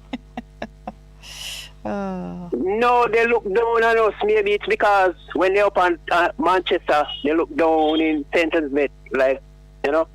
But I want to tell you something. In the 60s, there was a lot of white people living in Mandeville. You know why that was so? Did you know that? Yes, yeah, because the of bauxite. Bauxite. Not only that, but a lot of them left when Michael Manley took over. They ran away. Oh, they left Kingston. Or they left Mandeville, Jamaica. Manchester. Oh, okay. Okay. So they run away. Well, anyway, what I call about is Sheppy. Every time that guy call, I have to call to oppose him. But he didn't say much, so what you're opposing? After the 74 OPEC oil problem, that's when Michael Malik started to have problems. Oh, you're talking about they have your money and can't buy foreign food. Yes. All right. Yes. Okay. Well, don't bother with that one. Address for me what he was saying about Portmore, because in 2003, Portmore became a city. I think it was under the PNP. I remember the municipality status, which is different from being a parish. I'm trying to answer his question about whether the move towards being a parish was done under the outgoing mayor, or it's been a JLP agenda point. If we the gentleman to me, no. At the history of to me, if it becomes the 15 parish, as long as it can benefit the people, I don't have a problem with that. No. He was asking about authorship of the idea. Whose idea was it? Did it start with the PNP or with the JLP? Did it start with Mr. Lee, who I know Mr. Lee fought for it to be a city? To be a municipality, which it is. And became so, and then the other gentleman, and then... I think it was the PNP started something like for that. For it to be a city, yes. And gave it municipality status in 2003. Yes. But for it to be a parish now is another conversation that I'm not sure who is the author. I haven't seen that yet. All right, my brother. I do have... That's it. Government, no, that's the government doing that part. That's the JLP. All right. Thank you, sir. Yes. Okay, cool. Good morning. Welcome to the Morning Connection. Morning, love and bless. Wagwan. All is well, my brother. How are you? Present and I give thanks for it, you know. I can't give Sheppy a credit out of my roast breadfruit money, you know. Roast breadfruit money? Eh? Yeah, man. So like you have a business going there, my brother. So where can I buy the roast breadfruit?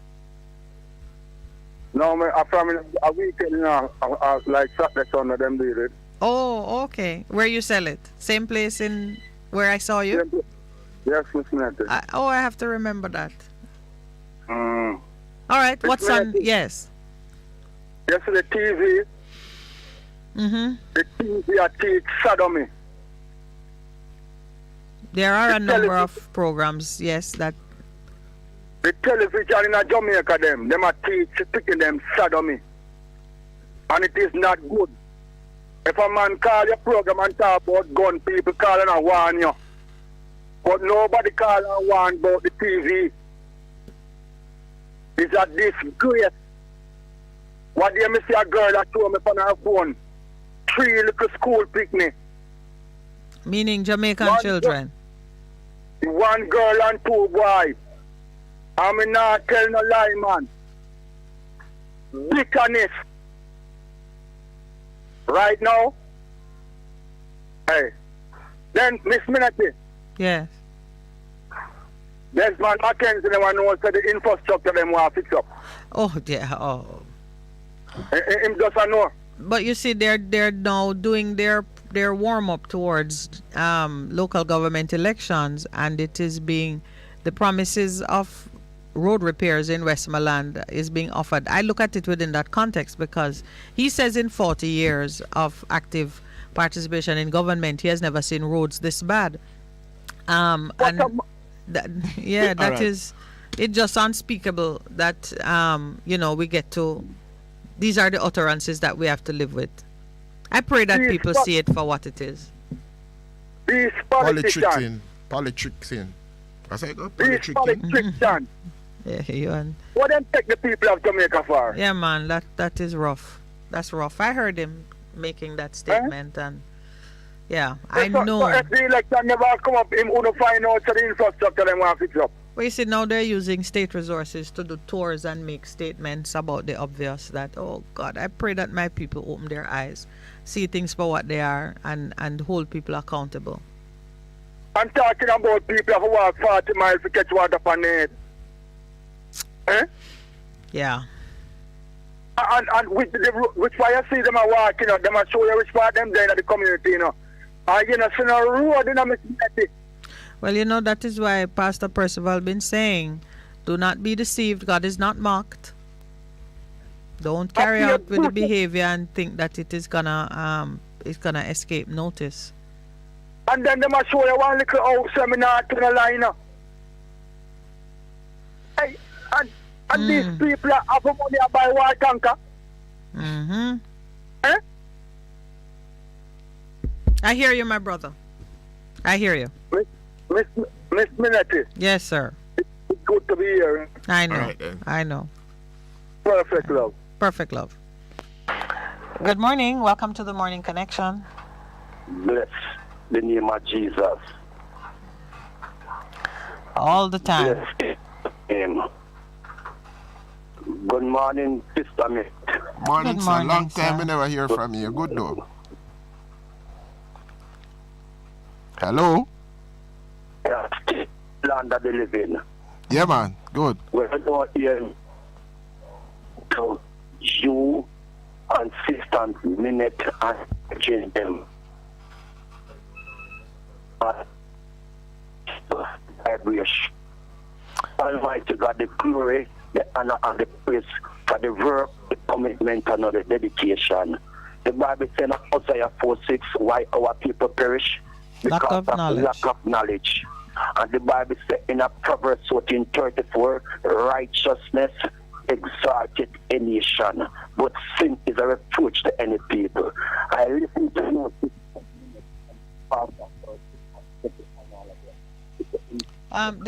The quality of your call, my brother, is so poor. We're not hearing you. You hear me now a little better? Yeah, man. Yes.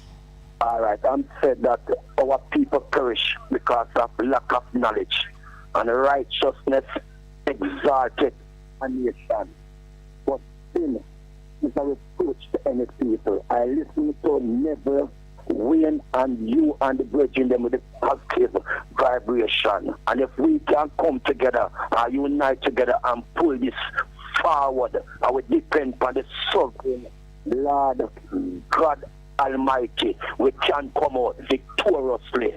All we have to just trust the Lord God Almighty, the intentional God. I will pray the process through. I want to be a part of this WhatsApp group because there must have somebody on the ground will pray the process through. Yes, sir. Definitely required. 4369947. Everybody know the number there. So no identity. I was a public figure. We don't the private consultants. I will stand for Christ Jesus. I will preach Jesus Christ and Him crucified. I will challenge men and women to repent of them sin and turn. We must look to God. So what name shall I use for you with this number?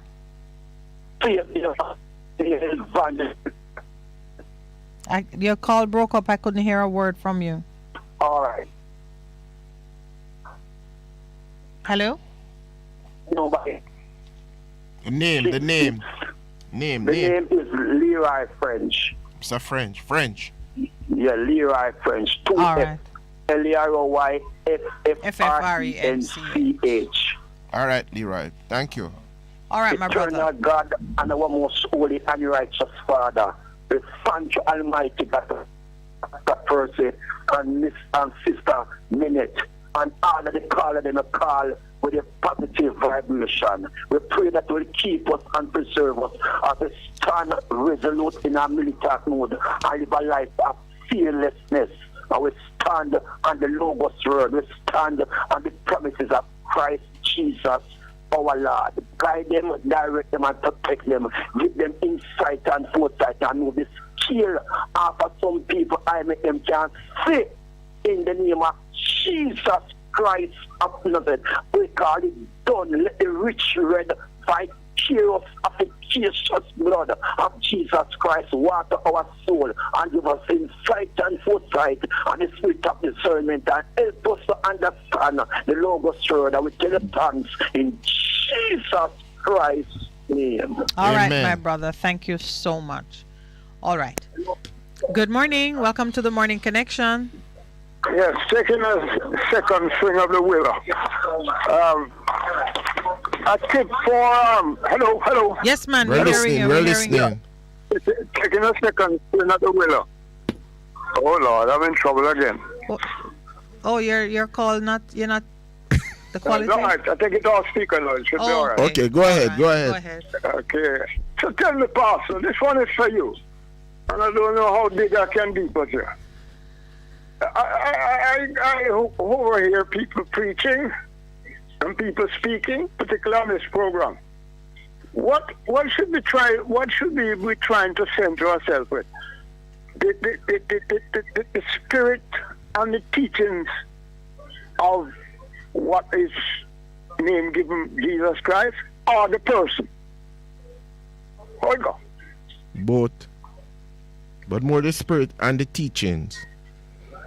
Yeah, because some teachings that are laid down, we're not attending to practice them at all. That's true. As Christians. And so the whole... I have a challenge in that there are a lot of people come out there and a lot of mumbo jumbo until they say, boy, the coming gonna deal with anything. It puts me off a little. I think we need to straighten out. Yeah, so it's the teachings and the spirit and the essence of what is in the teaching. That's correct.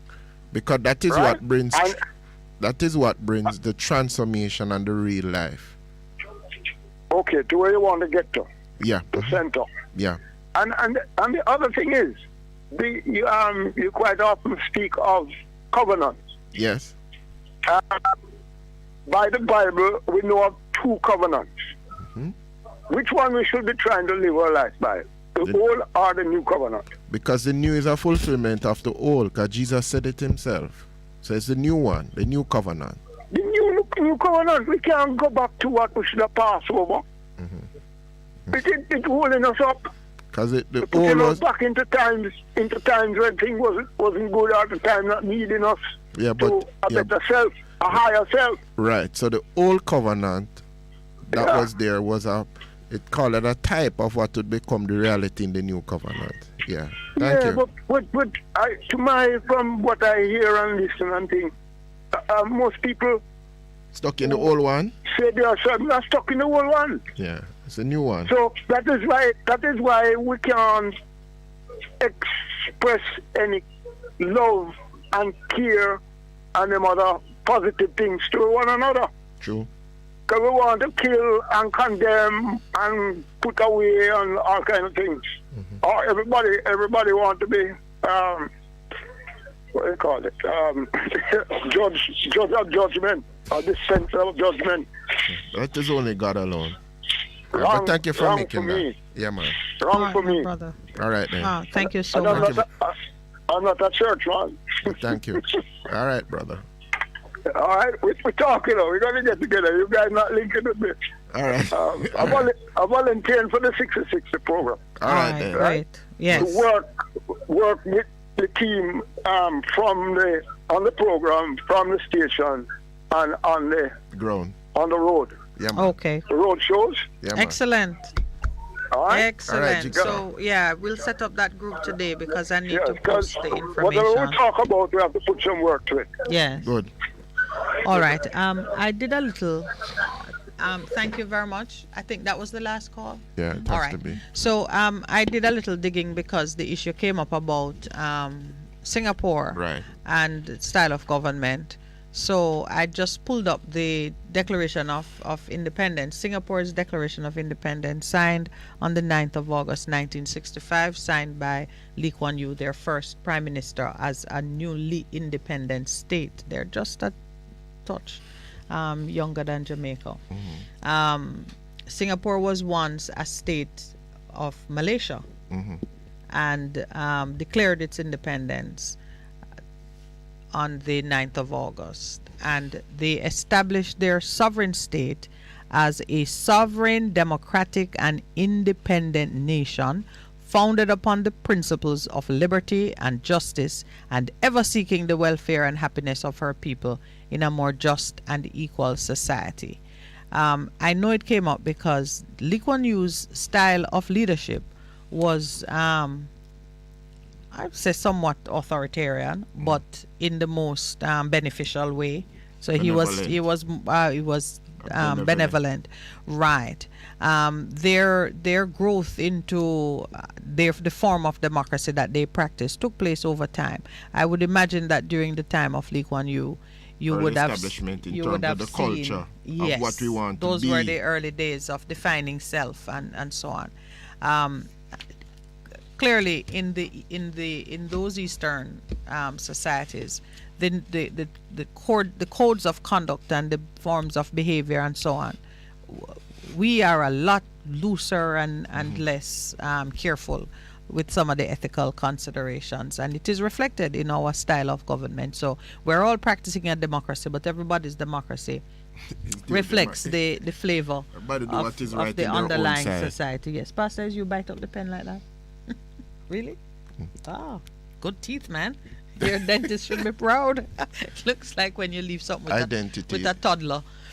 But that's it. But I'm glad that you went and clarified it, because people misunderstand. But in establishing Singapore, I said this is what who we are, and what we're striving for. A sovereign, democratic, and independent nation founded upon the principles of liberty and justice, and ever seeking the welfare crucial and happiness of our people in a more just and equal society.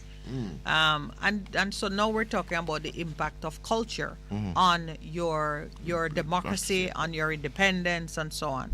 Our culture, as has been said repeatedly here, our culture, who we are as an African society, ethnic group, has had no impact on our constitution, and we continue to suffer from that dissonance.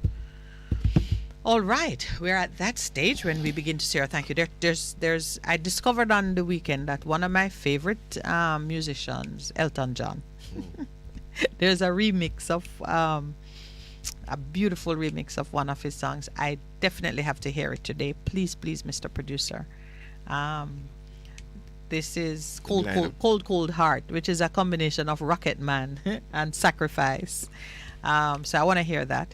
You have a song. Oh, you got your song already. And because we are approaching the anniversary of Bunny Wailer's death, I want a Bunny Wailer song, but I don't really know which one to choose.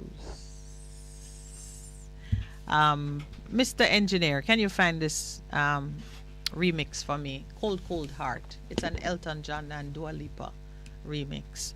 And I want a Bunny Wailer song, and I also want a Sugar Minott song. It's going into tomorrow, Mr. Producer.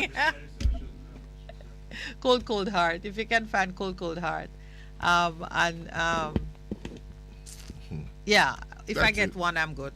But while you're hunting it down, I'll just say thank you very, very much to the callers, to those online. I didn't get to do much looking at what's been happening online, but I hear you, Taki has given us the last word. He says so much work to do.